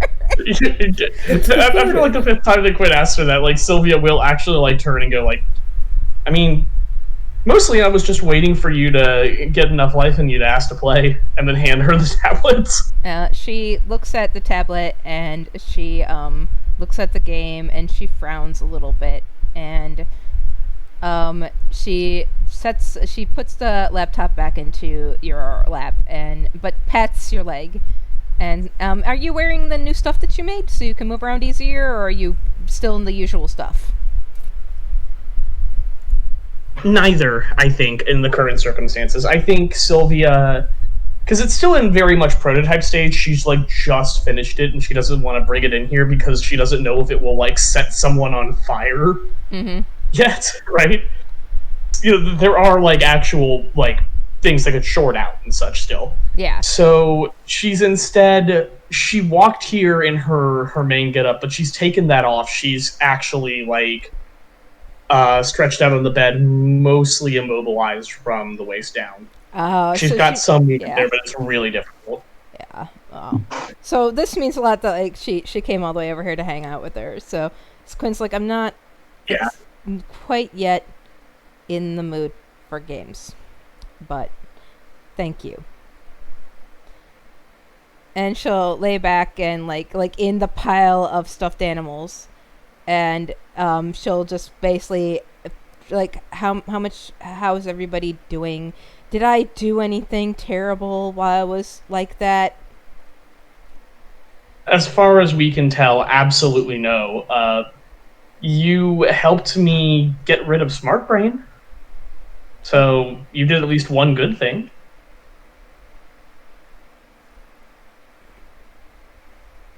I'm sorry for how I spoke to you when you first contacted me. I was already on the verge of like that. She gestures vaguely. No, trust me. It's been a long few days, and I cannot say. Well, no, I can say I've traveled in a time-traveling mech chassis before, but I can't say that it was entirely a pleasant experience for me, and I imagine it wasn't for you either. And I like Mel.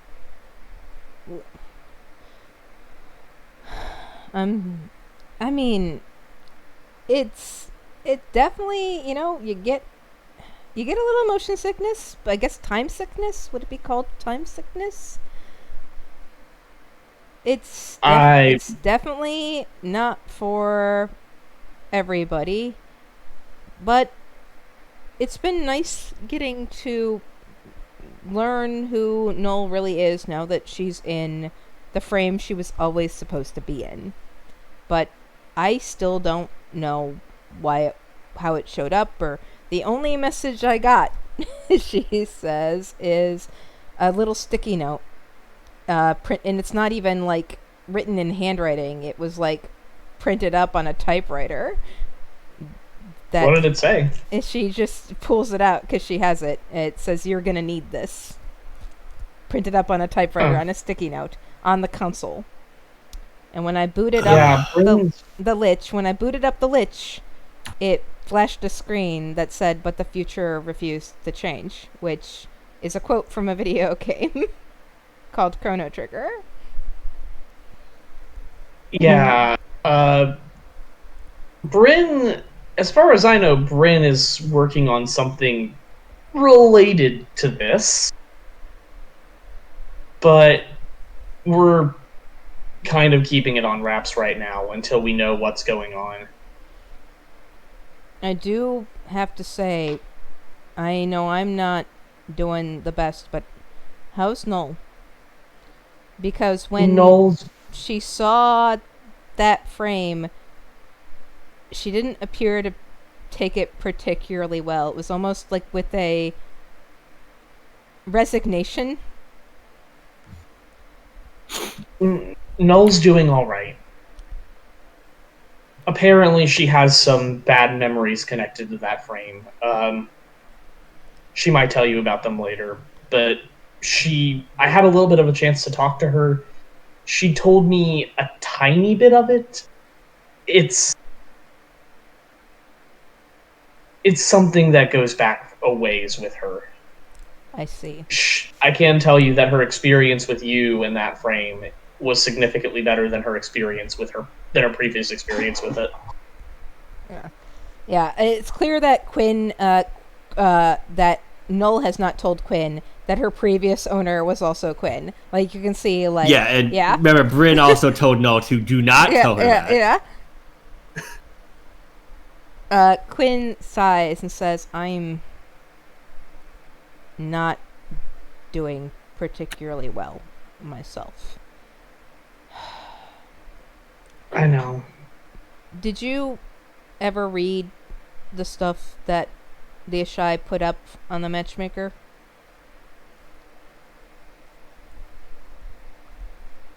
Some of it, yeah. It's... What thing in particular?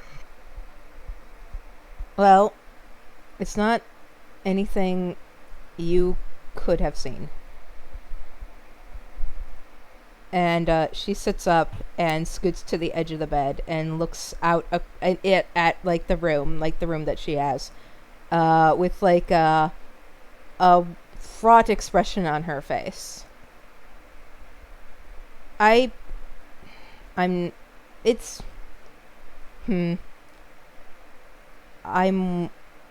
by as far as they're concerned, I suspect now I'm one of them. You all probably are too, by that extension, because they'll just adopt anybody, apparently. It's like, ugh, like she takes a sniff at herself because it's been a while, right? She's gonna need to take a shower.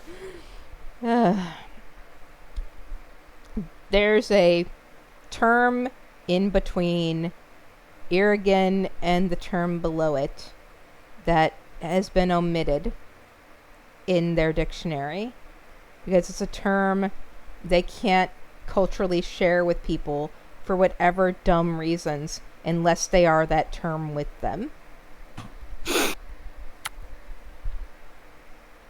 I see. So that would explain why S was being really weird about your connection with Rasha. Yeah. And why you were insisting on calling her your wife. She is my wife, yeah. It makes us, as far as they're concerned, married.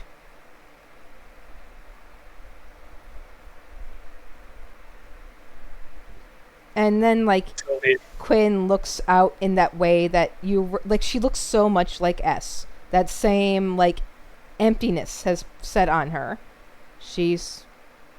Was everything to me. And you've heard that from S too.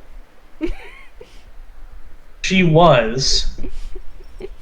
And she still is. And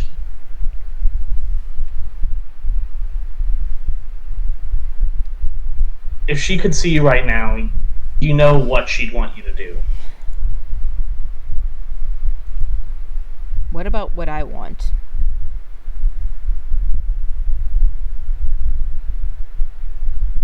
What do you want? Not this.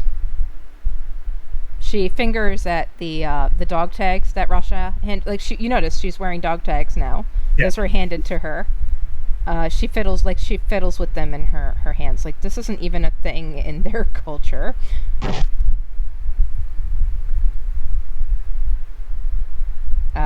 Sylvia just looks down at her own legs and goes like, we don't always get to pick what we have, unfortunately.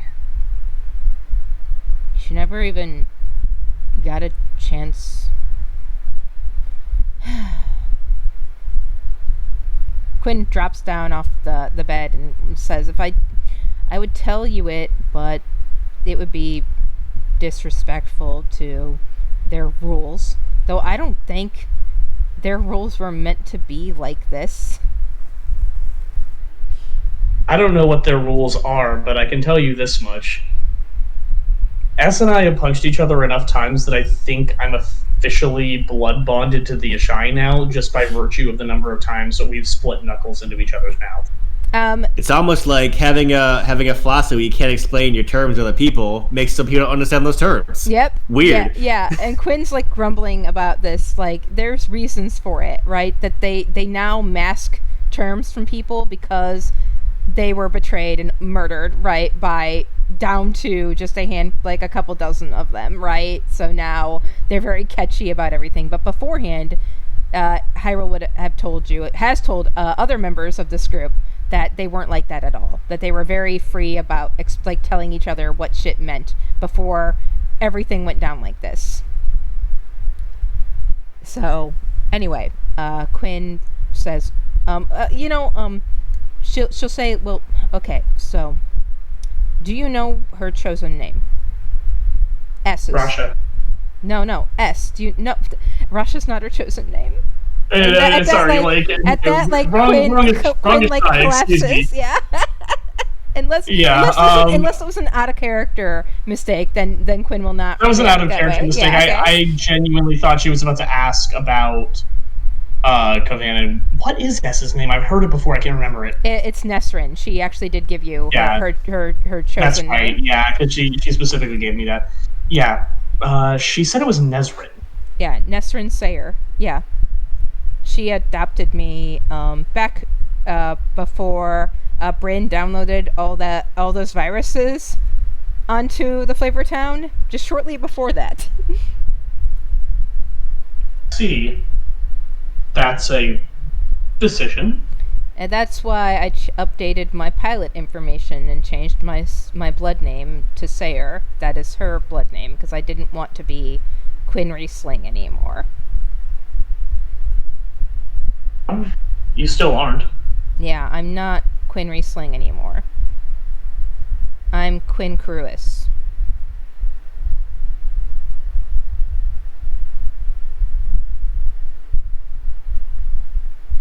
And you can stay that way as far as I'm concerned. Look, even with the Lich, we can't rewind time. Well, Sophia said. Yeah, I know we can't. I spent a couple days for me out there on that battlefield trying.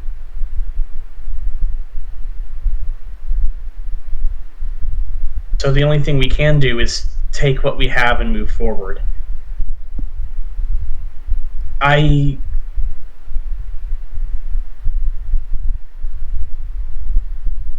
Rasha was everything for you, and to some extent she always will be. But Quinn, you have a whole life in front of you, and part of the reason all of us went on that mission with you to try and save her was we all agreed on the same thing. That battlefield was no place for a 17-year-old, no matter how heroic she is. She wasn't given much of a choice. And at the end of it all, we all wanted different for her. Even her. That's why she agreed to run away with us in the first place. I know. And I didn't know none of our people wanted this either for her. No, she was just she was 8 when all this shit took off. Sylvia? Yeah. I know. It wasn't even really, my whole situation is completely different than hers, but at least I had some semblance of, not really actually, just bougie parties, right? Fancy wine parties, Quinn. and conduct myself as a proper upper class aristocrat. Quinn, I've spent every day fighting for my survival socially, right? Not existential physically. Suppose not. But This is. I spent so long wearing that mask, I forgot. I wore my face out underneath it. This is the point where Sylvia just, like, basically pulls her into a hug. Yeah, Quinn, like, says, this is with you, with all of you, the Hex Girls. It's the first time I ever got a chance to be real. If you hadn't talked to me that day, I don't even know how I would have been. If she hadn't told me to go fuck myself, I don't even know how I would have turned out.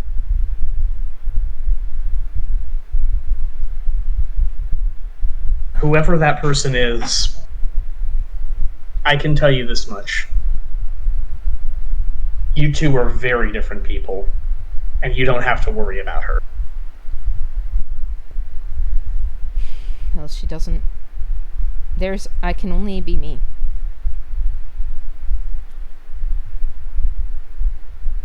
But Right. that's kind of what our last discussion was before we met face to face.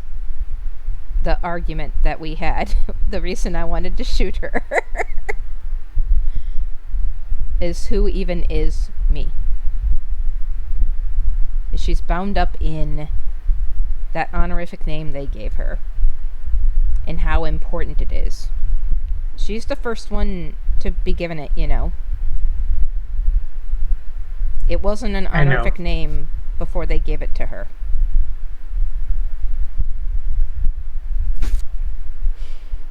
I didn't even know what it meant until Bryn tricked Null into saying it. And then I was confused as to how Null even knew it.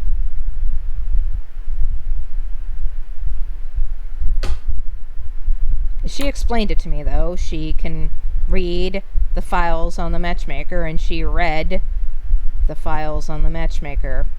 She knows the omitted stuff, too.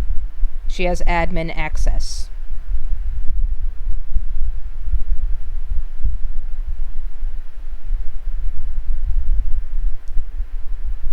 Which, Right. fine, I guess. It's fine. She's...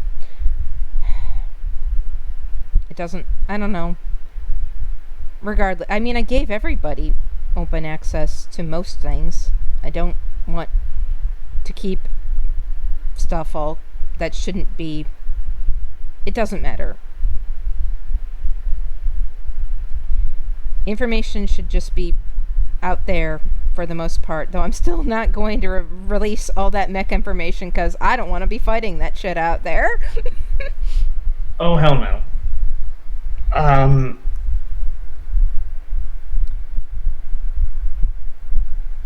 Gwen,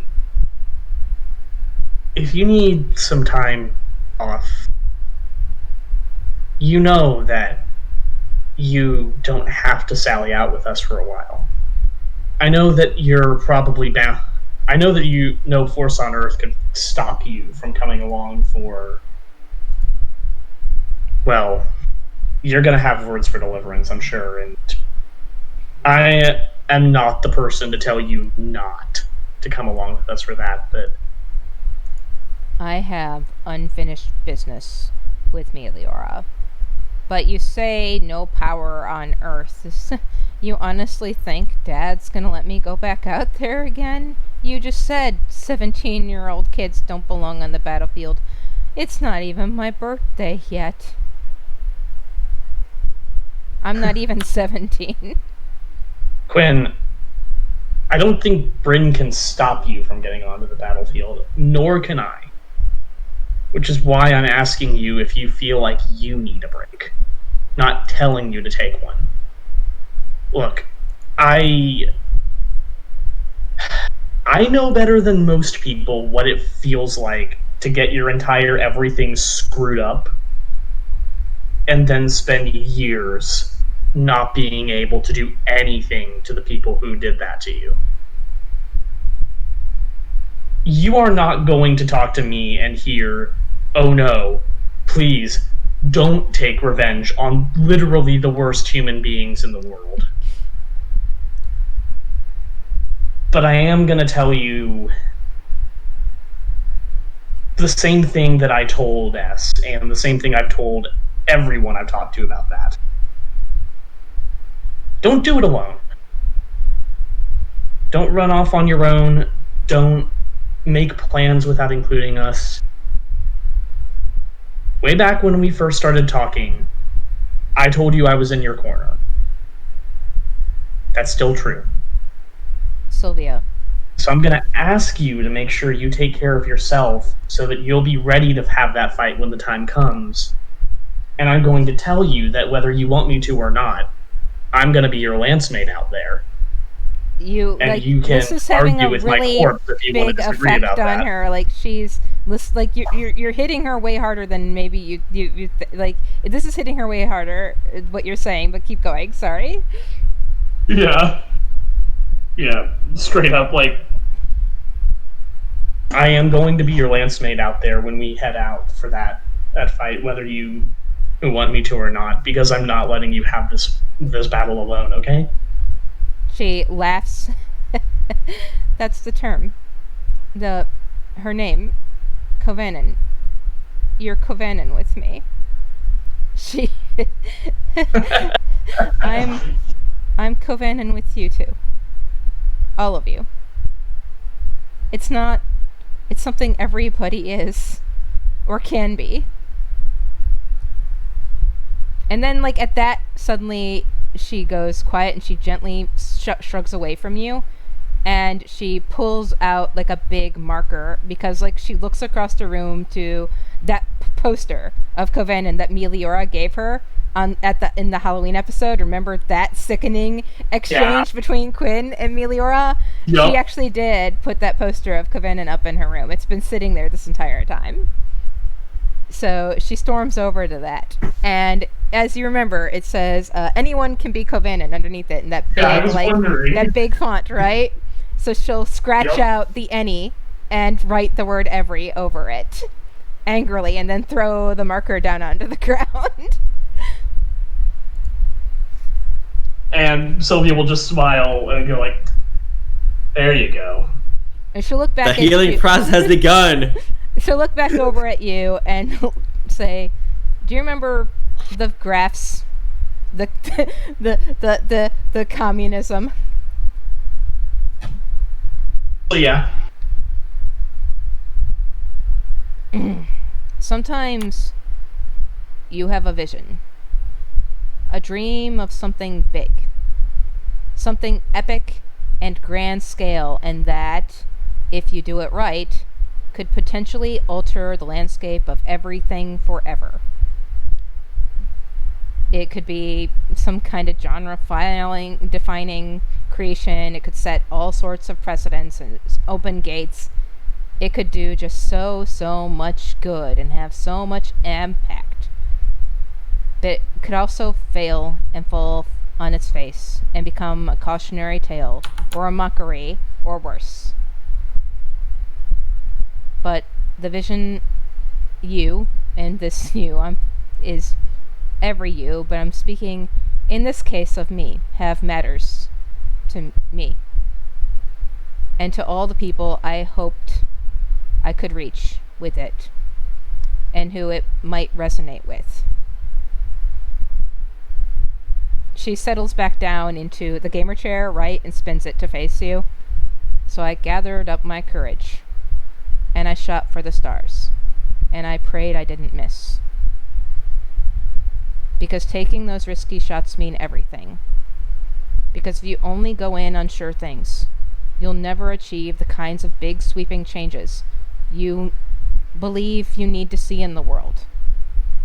And when the odds are stacked against you, and there's a less than 1% chance that you'll pull it off, I believe you should go for it. Sometimes.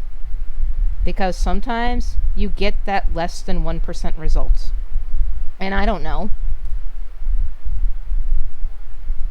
You do something outlandish. Like dismantle capitalism. Gwen, do you know what the term Lancer actually means, or where it comes from? I don't know if that actually is in the Matchmaker, because I think that would be some in the archives, Fefner, because I think the original owner would delete information like that, wouldn't they? Probably, and also, like, Overture kind of just got mechs without context, so Yeah. the phrase Lancer is common in Overture, but, like, yeah, they wouldn't It's really have completely info. devoid from that history, yeah. No, Yeah. that's... I mean, is the definition in the Matchmaker or not the definition? She'll pull it up.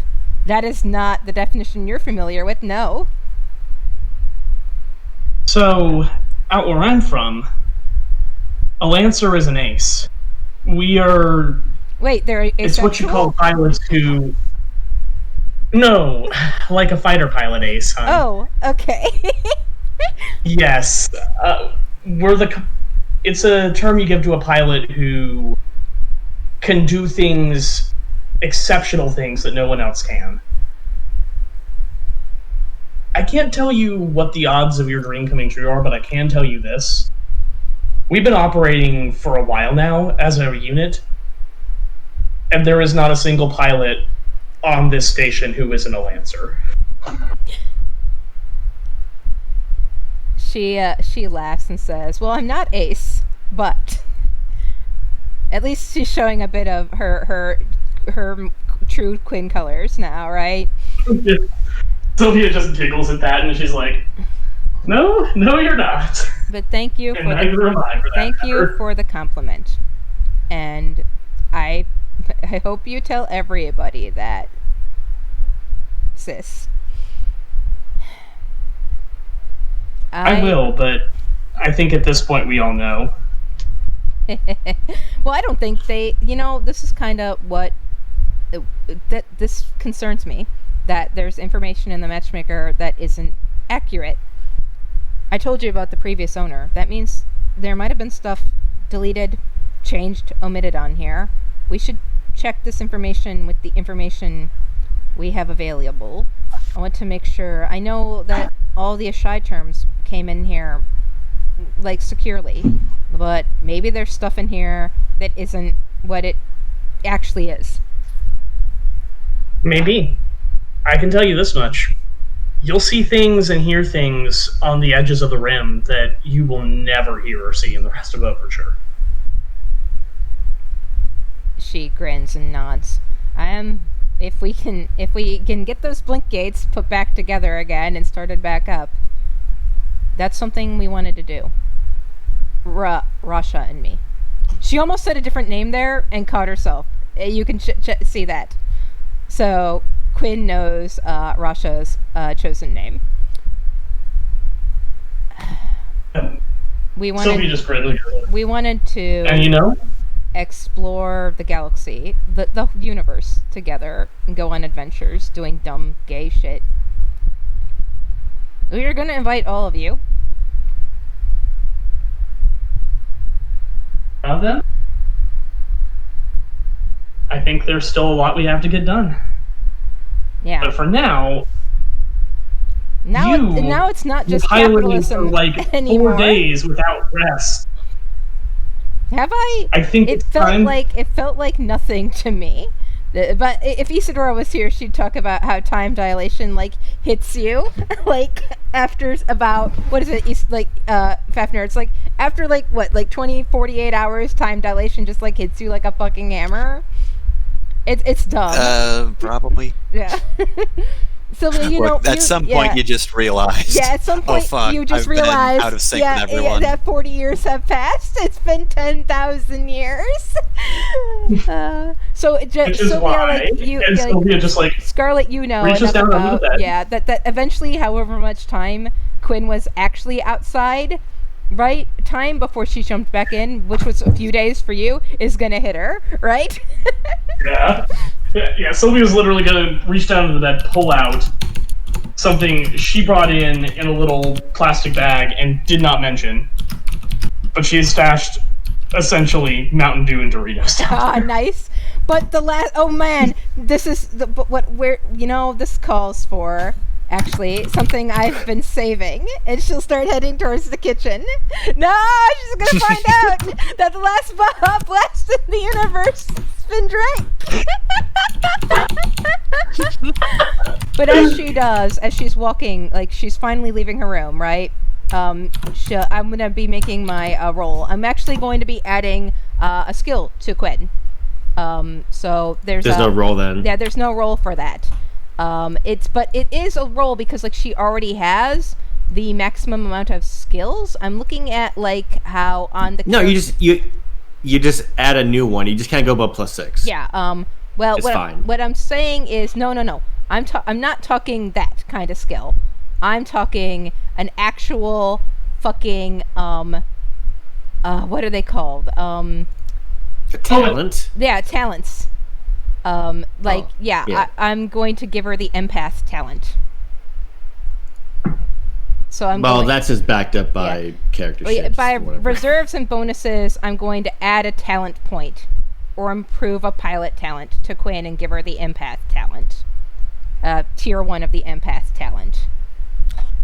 I think that's probably a get focused, but get focused only gives you a pilot trigger, so I don't know what actually gives you a talent. I think this needs to be either power at a cost or power at a cost. So yeah. Power at a cost, or like maybe get creative if you wanted to like build something to simulate empath. No, she actually has it. So yeah, this will be power at a cost. Yeah. Which I guess the cost was, whoops, wife dead, so what? Yeah, there's no roll, it just happened. This is a character thing, Jenner. Yep, so, yeah. So that's what my downtime action will be to add a talent point to Quinn. But as she's walking over, she says, it's not just capitalism now, it's fascism. We gotta obliterate that too. So she opens the fridge, not looking in it yet. Let's take that shot and not miss. And then she looks into the fridge and, oh no. Where's the Baja Blast? This is what is called planting and payoff. Has anybody taken recycling out? The can's probably in there. What happened to the Baja Blast, Sylvia? Sylvia has like finally caught up because she had to like pull her hard suit on to get over here. She was like, I think Coriander got it. Coriander. Wait, have you seen Coriander? But Coriander's just in a computer. Oh, hun! Oh, no! Come on! We have something very cool to show you. It'll make up for the Baja Blast mostly. Nothing can make up for the Baja Blast. Coriander! Coriander's just entering the flavor town with Lyra. Yeah. Oh, thank God. So you see, only a few more inches and our vehicle probably would have exploded. Quinn, this is Coriander Mark II. Just so you know, Bryn, about this time is when you come out of the matchmaker. So, yeah. I think that this is actually a day or two later, actually, because of what Jen's saying here. Yeah. So you can actually be wandering in on this and actually see Quinn out of her room. I have something I would like to do first. Okay, go ahead. So, after the matchmaker stuff, Bryn has a good long think, and he files that paperwork first, and waits until it comes back as being like finalized and good and like all set, and then he does something incredibly petty. He goes through the proper channels to actually call Vadim. Oh, good. And get like a voice chat with him. Yes. Okay, you're not going to be able to do that through the matchmaker, but you are able to. Just like the normal channels. Normal channels. Okay. Yeah, and he knows it would take a while, but he waits. All right, but like the hour or whatever. Here's what you need to know in order to actually be maximally smug about this to Vadim. Quinn changed her name to Quinn Brenna Caruis, so she took your first name as her middle name. So as you update that, that her middle name is a reference to your first name. She's named herself after you. It's very cute. He spell that. Yeah, here you go. Yeah, put it in the chat, please. Yeah, right there. Or do you want it in the? Yeah, I put it in the general chat. Yeah.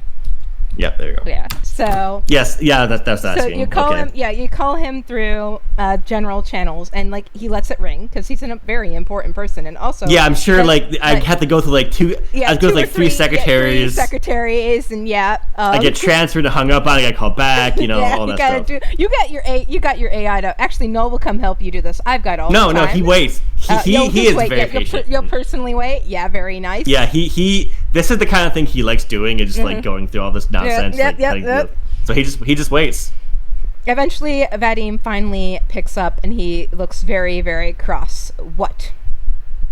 Bryn just sitting there smiling, like, "Hello, Vadim. This is a legally required notice that Quinza, Quintessence, yeah. Quintessence has legally changed her name to Brynza Cruz, and legally emancipated from you, and you are no longer her father. Have a nice day." And he hangs up. Yeah, you don't even get to see, like, you get to see only a hint of Vadim's reaction, and it's like that numb what? But you hang up before you can see, like, what is definitely going to be a throw things, screaming, right, out, like, berserker rage over there. Have fun with that, Irina. Yeah, that's exactly what it. He just waited long to get that first initial reaction and then just cut the call. Yeah, you just completely just hung up on him. You literally stole his daughter. Grand theft daughter. Very nice. Yeah. He never expected this to happen, right? Yeah. No, Bryn knows that the really the main event you can get over this guy is to throw him off psychologically, which is what he did. Yep. Like, and he never thought like when you finally confront him, you'll see like he had a completely different idea of how this would all play out because like he thought he knew you, right? Yeah, Bryn could have sent a letter, but he wanted to see the face. Yeah. That was personal, and it should have been personal. Yeah. So I waited like an hour and a half on the phone to do this. Yep. It was all worth it. So Quinn's being introduced to them, and you'll get a notification actually from Noel that Quinn's up and about. So just as you get off the call, Noel tells you Quinn's up and about. Brina's so happy. Yeah. He's so satisfied that he did that. Yeah. So Quinn's being introduced to Coriander right now. So this is Coriander Mark II. Go ahead, Sylvia. You were continuing the scene. You're a cat boy. This is Coriander Mark II. You're a kitty. Oh, hello, Quinn. How's it going? How you doing? You could have done this all along. You kept making all these excuses for not wanting to play Connect 4 with me and shit. Well, technically speaking, I suppose I could have done this all along, but I wasn't really interested in doing this until recently. How's it suiting you? Strangely well. I kind of like physical space. It takes forever to get places, like I can't just zip around the space station anymore, but there's kind of a quaint comfort in that, I think. I wouldn't know what it's like to be other than here, so I definitely have a bias towards physical space, yes. I'm glad it's working out for you. You look good. Can I pet you? I love cats. I suppose. Yes. Pets. Do people normally pet humanoid cats? Pets. I've been trying not to do it for a while, actually. I'm sorry. Coriander gets pets, scratching behind the ears. How tall is Coriander? I don't know, actually. You didn't think about this. I've been going with like 5'3", 5'4". Sure. Yeah, I don't think Actually, wait, I did enter a height, but I'd have to boot up the Final Fantasy 14 for a benchmark. I wanted to see it.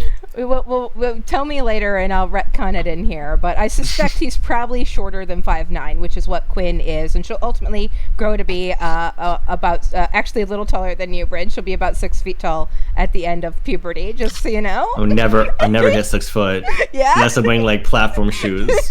This is a reality that me, Jeff, in real life has come to terms with. Yep. But Quinn's got those supermodel genes, so she'll be 6 feet tall at the end of puberty. But still, she's 5'9" right now. Coriander's probably not that tall, but so she's taller than Fair. Yeah, pets scratching behind the ears. Oh my gosh. This rules. Hug. Oh, you're soft.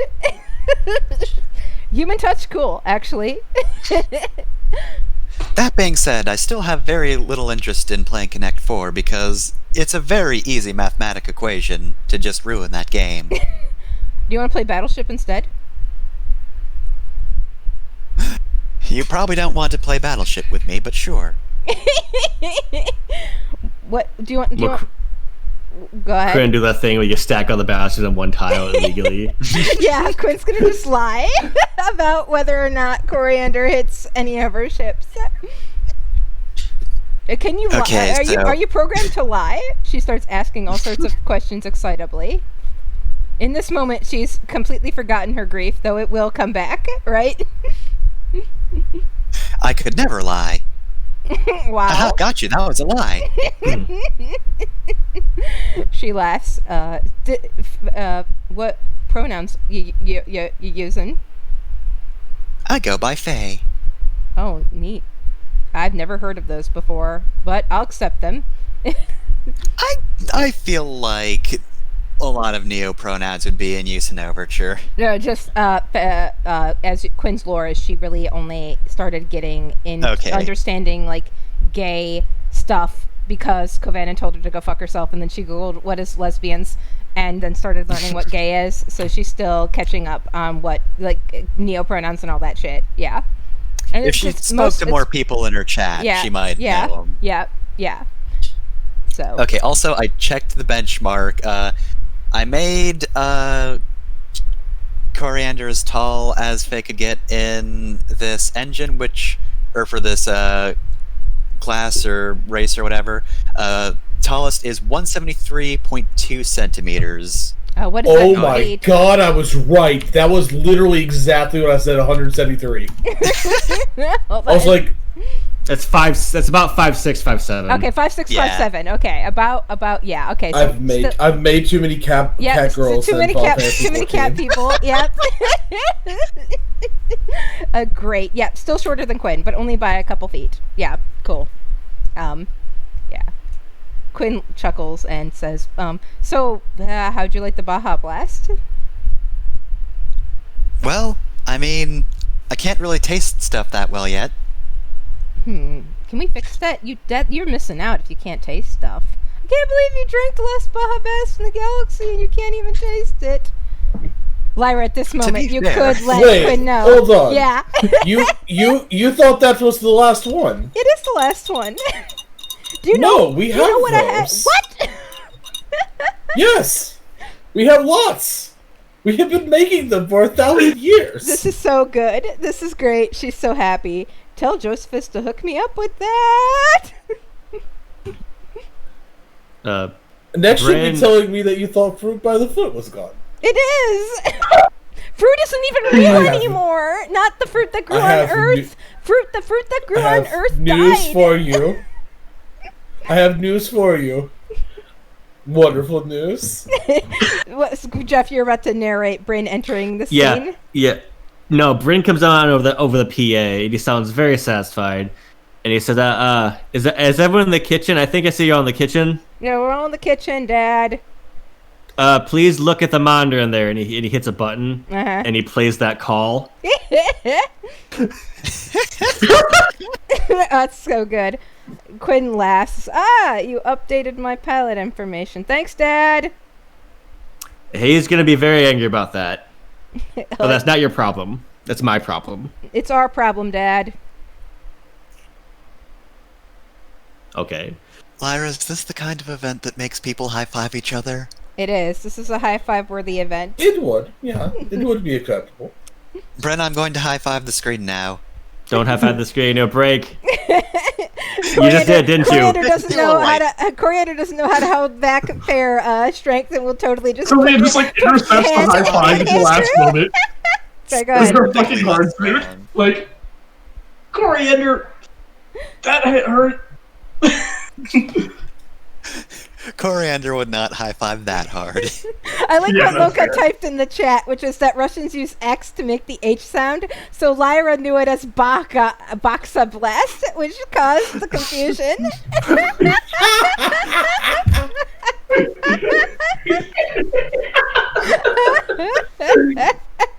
That does make a lot of sense. It's still Baja. Yeah, okay, yeah, it's pronounced the same, just spelled differently. Sorry.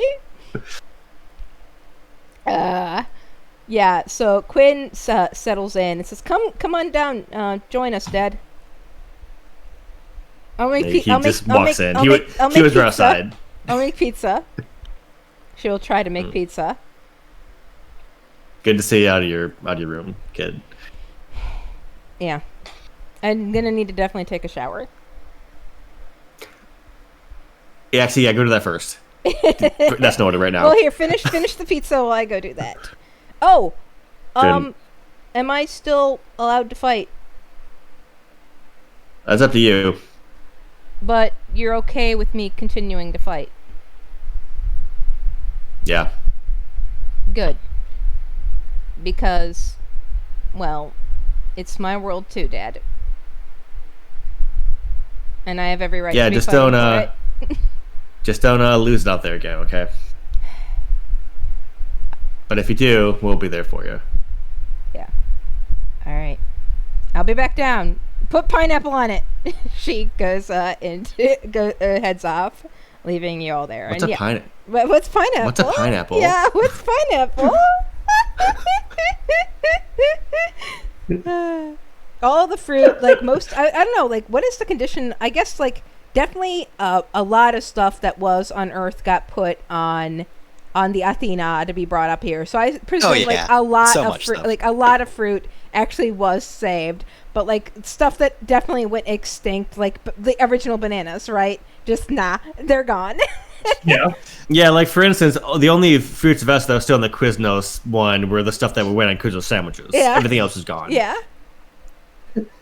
All the rest was discarded. It was irrelevant. Yeah. The Athena would have kept like as much as they possibly could have. Yeah, everything. Yeah, as I'm much sure as they could have. we've also added like 6 different kinds of bioflora. Yeah. Or xenoflora, rather, not bioflora. What the heck am I like the doing? stuff that they can It's harvest. all bioflora, Yeah. it's xenoflora. The weird fucked up shit that they can harvest from, like the non-Earth shit that they can harvest from planets in this, like habitable planets in this galaxy, definitely are the new pizza condiments. But the old stuff can still be grown places. So yeah. Oh yeah, I mean like the tomatoes were definitely saved because like cornerstone of too many cuisines now. Yeah, tomatoes and onions. Potato. Maybe some potatoes for the Russians. We do live in a world where French fries are still available. And also, if vodka didn't exist, like Lyra would just like kill everybody. Oh, absolutely. I feel If like vodka did not exist, we would have had to invent it. I feel like since root vegetables just have to be common, there would be like equivalent to potatoes just in other biospheres, whether or not we brought them with us. There's no way they wouldn't be potatoes. Have you all, by the way, booted up Pokemon Snap? Have any of you gotten it? Is this a slight? Yes, I have. Do you know? played it. Have you seen that? They're literally fucking apples. Still, but Yes. they call, Yeah, just love just beat a Pokemon in the head with an apple. but It's wonderful. I forget what they call it, but like they don't call them apples. They call them something else. They just got a berry, right? Yeah, there's some kind of berry or something. Juice berry. What are the fruits and the apples called in Pokemon Snap now, Loka?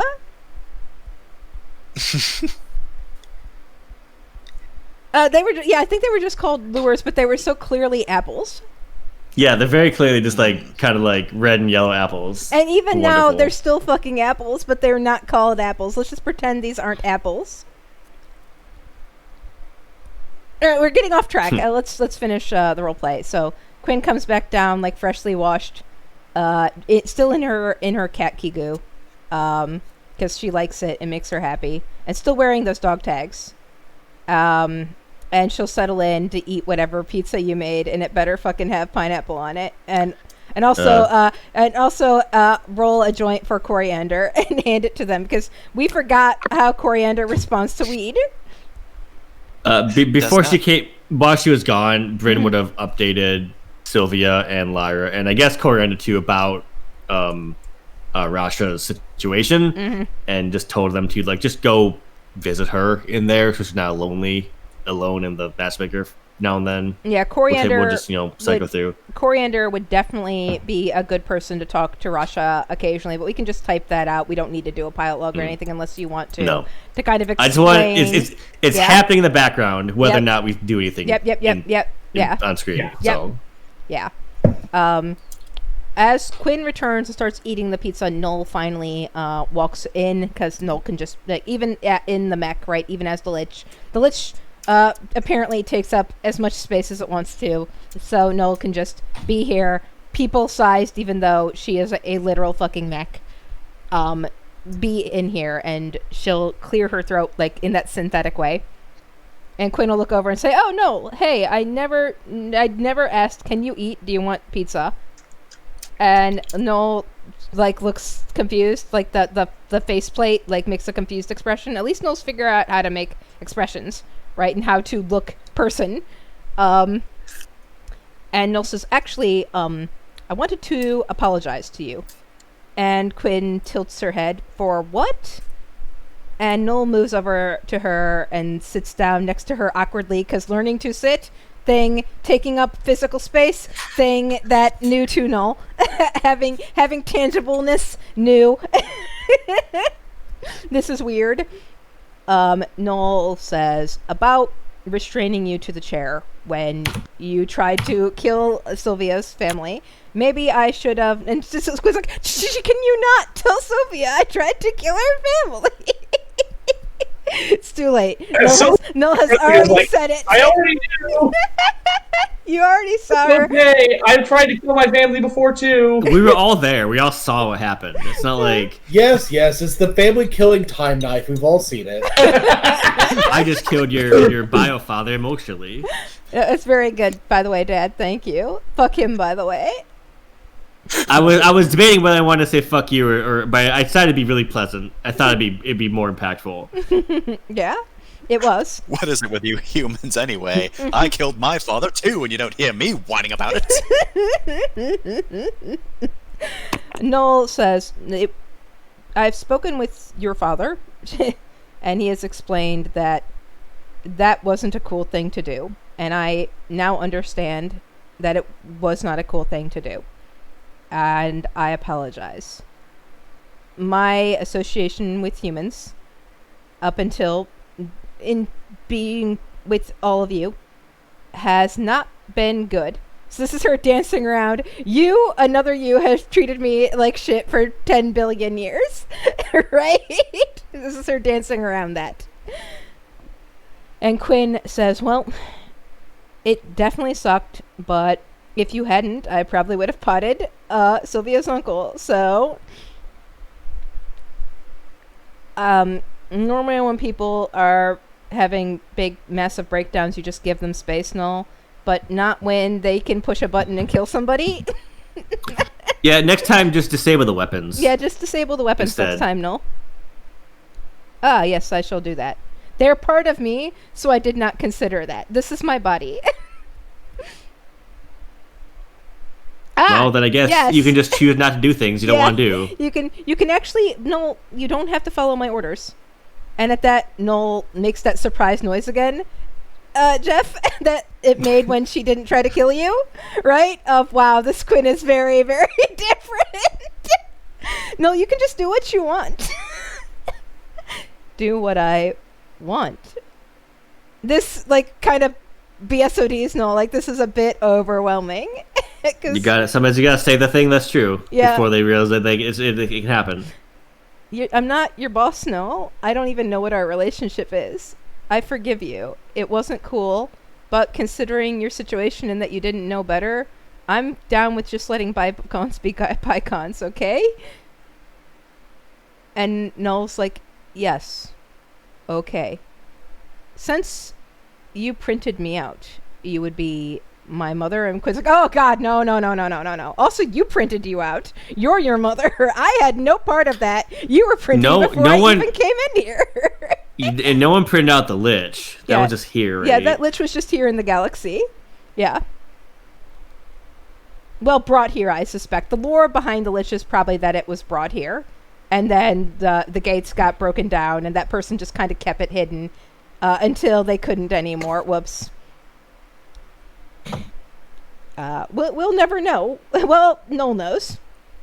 We'll learn that lore when Fefner talks to us about the stuff that happened before. But yeah. So so Quinn shakes Noel's hand and says, "Well, cousin, let's go with cousin. Cousin, welcome to the Hex Girls." And Noel looks down at hands shaking, like, physical form, yes. Awkward pump. Thank you for forgiving me. I forgive you too. And Quinn looks confused. I'll get you an I-9. Yeah, Quinn looks confused. Forgive her for what? But Quinn's like, all right, yeah, sure. Well, actually, I don't think Noel could forgive Alpha Quinn. So, but Noel would say, I am working on forgiveness too. I think would be what Noel would say to retcon that. Forgiveness isn't always easy. And so that'll be it. And like Quinn hands her a piece of pizza and says, "Try and eat. See if you can do it." And yeah, Noel will do that. Speaking of eating, Sylvia, you may have need to let you know that when Noel got the body of the Baelor out there, right? She Saturn ate his children it, because that's how her entities deal with their dead. They consume them. So she ate the remains of that Balor. But it was extremely body horror. It was not what looked like eating, but was definitely it being consumed. Like Eva, like the Evangelion eating the angel, I'm assuming? Yes, very much like that.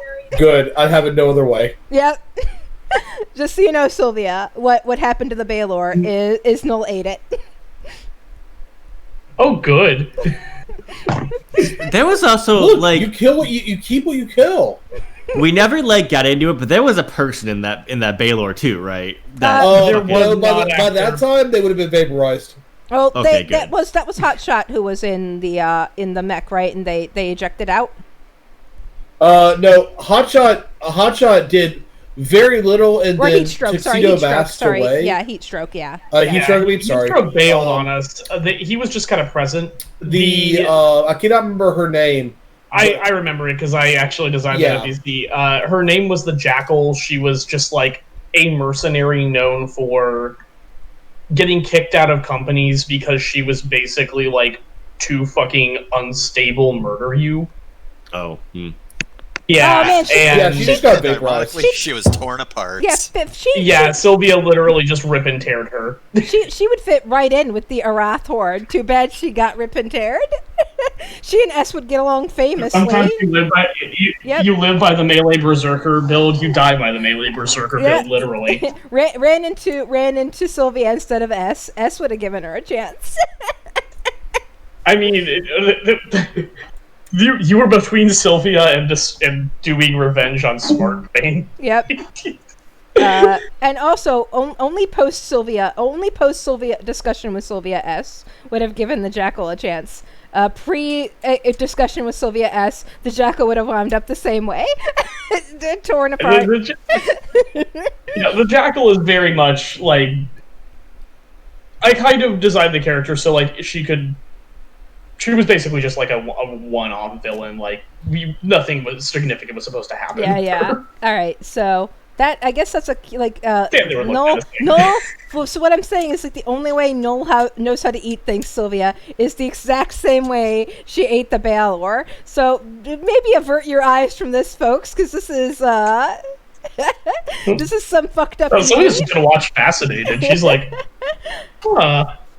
This again. Okay. So if you see the clip of the Eva eating the angel in Evangelion, this is the same thing, Yeah. but now it's happening to a piece of pizza. Yeah.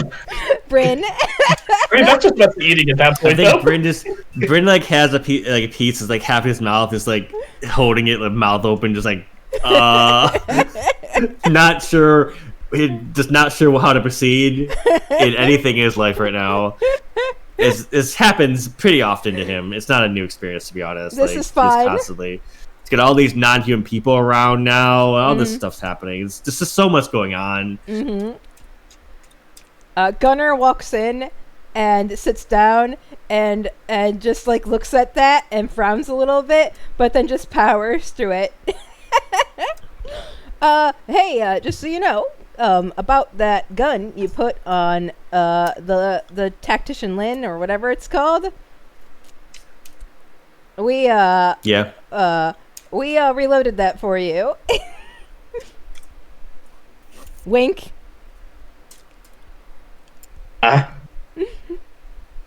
Anyway, that's a nice Eldritch Abomination you got there. We'll be elsewhere. Fefner, how did Coriander respond to weed? Because Quinn is lighting up the weed and toking up. They didn't. Oh, Quinn's like, we need to fix that. I don't think Corin has. This is not okay. Does Corin even have lungs? I do have something approximate to lungs in case it's ever necessary, but I don't necessarily need them. It's more or less events. Bryn actually thinks really hard about that because that's relevant to his two things, but he doesn't say anything. Quinn hands a joint to Null because now she's curious. Like, is Null like Coriander, right? And Null like takes the joint, and Quinn says, "Okay, you gotta do it like a person, not like you. I think. Well, no, you know what? Do it your way. I'm sorry. And Null's like, Null just eats it, just gobbles, just throws the joint into the void. Great. It's not nettable, Null, but okay. I think that's been obliterated. Yeah, it's just gone. It's just like, you know how when you like move an item into the recycle bin and then delete it, but this is deeper than that. This is completely erased. Like, this is set to 0. Not even, it doesn't even leave like fragments of the data right on the hard drive. It's just gone.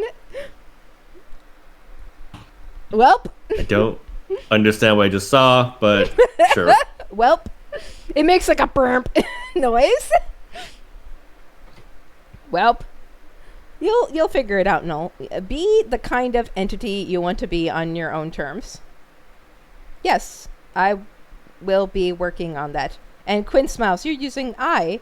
You're saying I now. That's a good start. So, Null had been saying something other than I. And I think that's good. I think we can end a little early. We got about 30 minutes before 12 unless anybody else wants anything to do. Quinn is doing better. She's laughing and whatever. She's wearing those dog tags. She does keep like reaching up and toying with them like from time to time. And she's did you sign the other paper, Ed? What was the other one? The yes, you can be legally married in this galaxy paper. Yeah, he sent all of it. It's in one big pile. She smiles. Thanks. Well, it's the least I could do. He just patch on the shoulder. She'll hug him, like slide in and make that a hug. Aw. Yeah. That's good to end. Yay, they're back together again. The Hex Girls have expanded. I think, like, next mission, you said, Fefner, Isadora and Hyrule pop in mid-mission. So I just wanted to establish, like, probably the first thing you'll get over comms is a message from Hyrule, I guess, since you'll be playing as Hyrule. Or at least running Isadora and Hyrule's mech. So, yeah. I'll write that up for you because, like, you can't... I had to flavor some stuff in there, and I don't know if you can see it. So, Gotcha. But yeah. Regardless, so I think like the first thing you'll see when Isadora pops in, whatever turn she pops in on, is it's a Sunzi that she comes in on, and it's painted midnight blue, and it's a big just hit things with a lot of fire build like you run, Jeff. It's very good. It does a lot of burn and heat. It's good. All right. So unless anybody else has anything to do, that'll be the end of it. Quinn wants the clanners to upload the secret to Baja Blast onto the matchmaker. This now, like Quinn, you see, like has become very obsessed with making sure that knowledge doesn't get lost anymore because of what happened to the Ashai. Right? She's now they'll actually hand over everything. Everything needs to go onto this. Yeah. Like anything that she wants to know about old recipes and old foodstuffs that they preserved from old first com, like SECs. And she wants to figure out a way to back this up so it never disappears, right? Like the archives are great, the matchmaker is great, but how does she make sure that this never disappears? Like she's very obsessed about this now. Like that information needs to be remembered and should not disappear. Then I think Bryn would let hold on, I lost train of thought. Piss. Put it in the cloud. No, yeah, Bryn would to give her something to do. Bryn would let Rasha know this and see if she wants to work on that as something to do while she's in there. Yeah, she can. Like just to say, hey, back up everything, and this is a thing. If you want to look at it, go ahead. If not, no big deal. But it might be something to do while you're in there. Yep, cool. All right, so we'll end the session here, and next time it'll be a combat mission, I believe, run by Fafner, and then after that, we might go directly from combat mission to combat mission. We might not do another downtime, or we might do like a partial downtime to do a little bit of roleplay into the next mission. But the next mission is just, no, we need to catch Meliora, but we won't. We'll be running into... We can do roleplay that's not a downtime. Yep, exactly. Mechanically. Yep, exactly. That's fine. Yeah. I'll spoil it, but I'm going to stop recording now. So, see ya, everybody. Bye!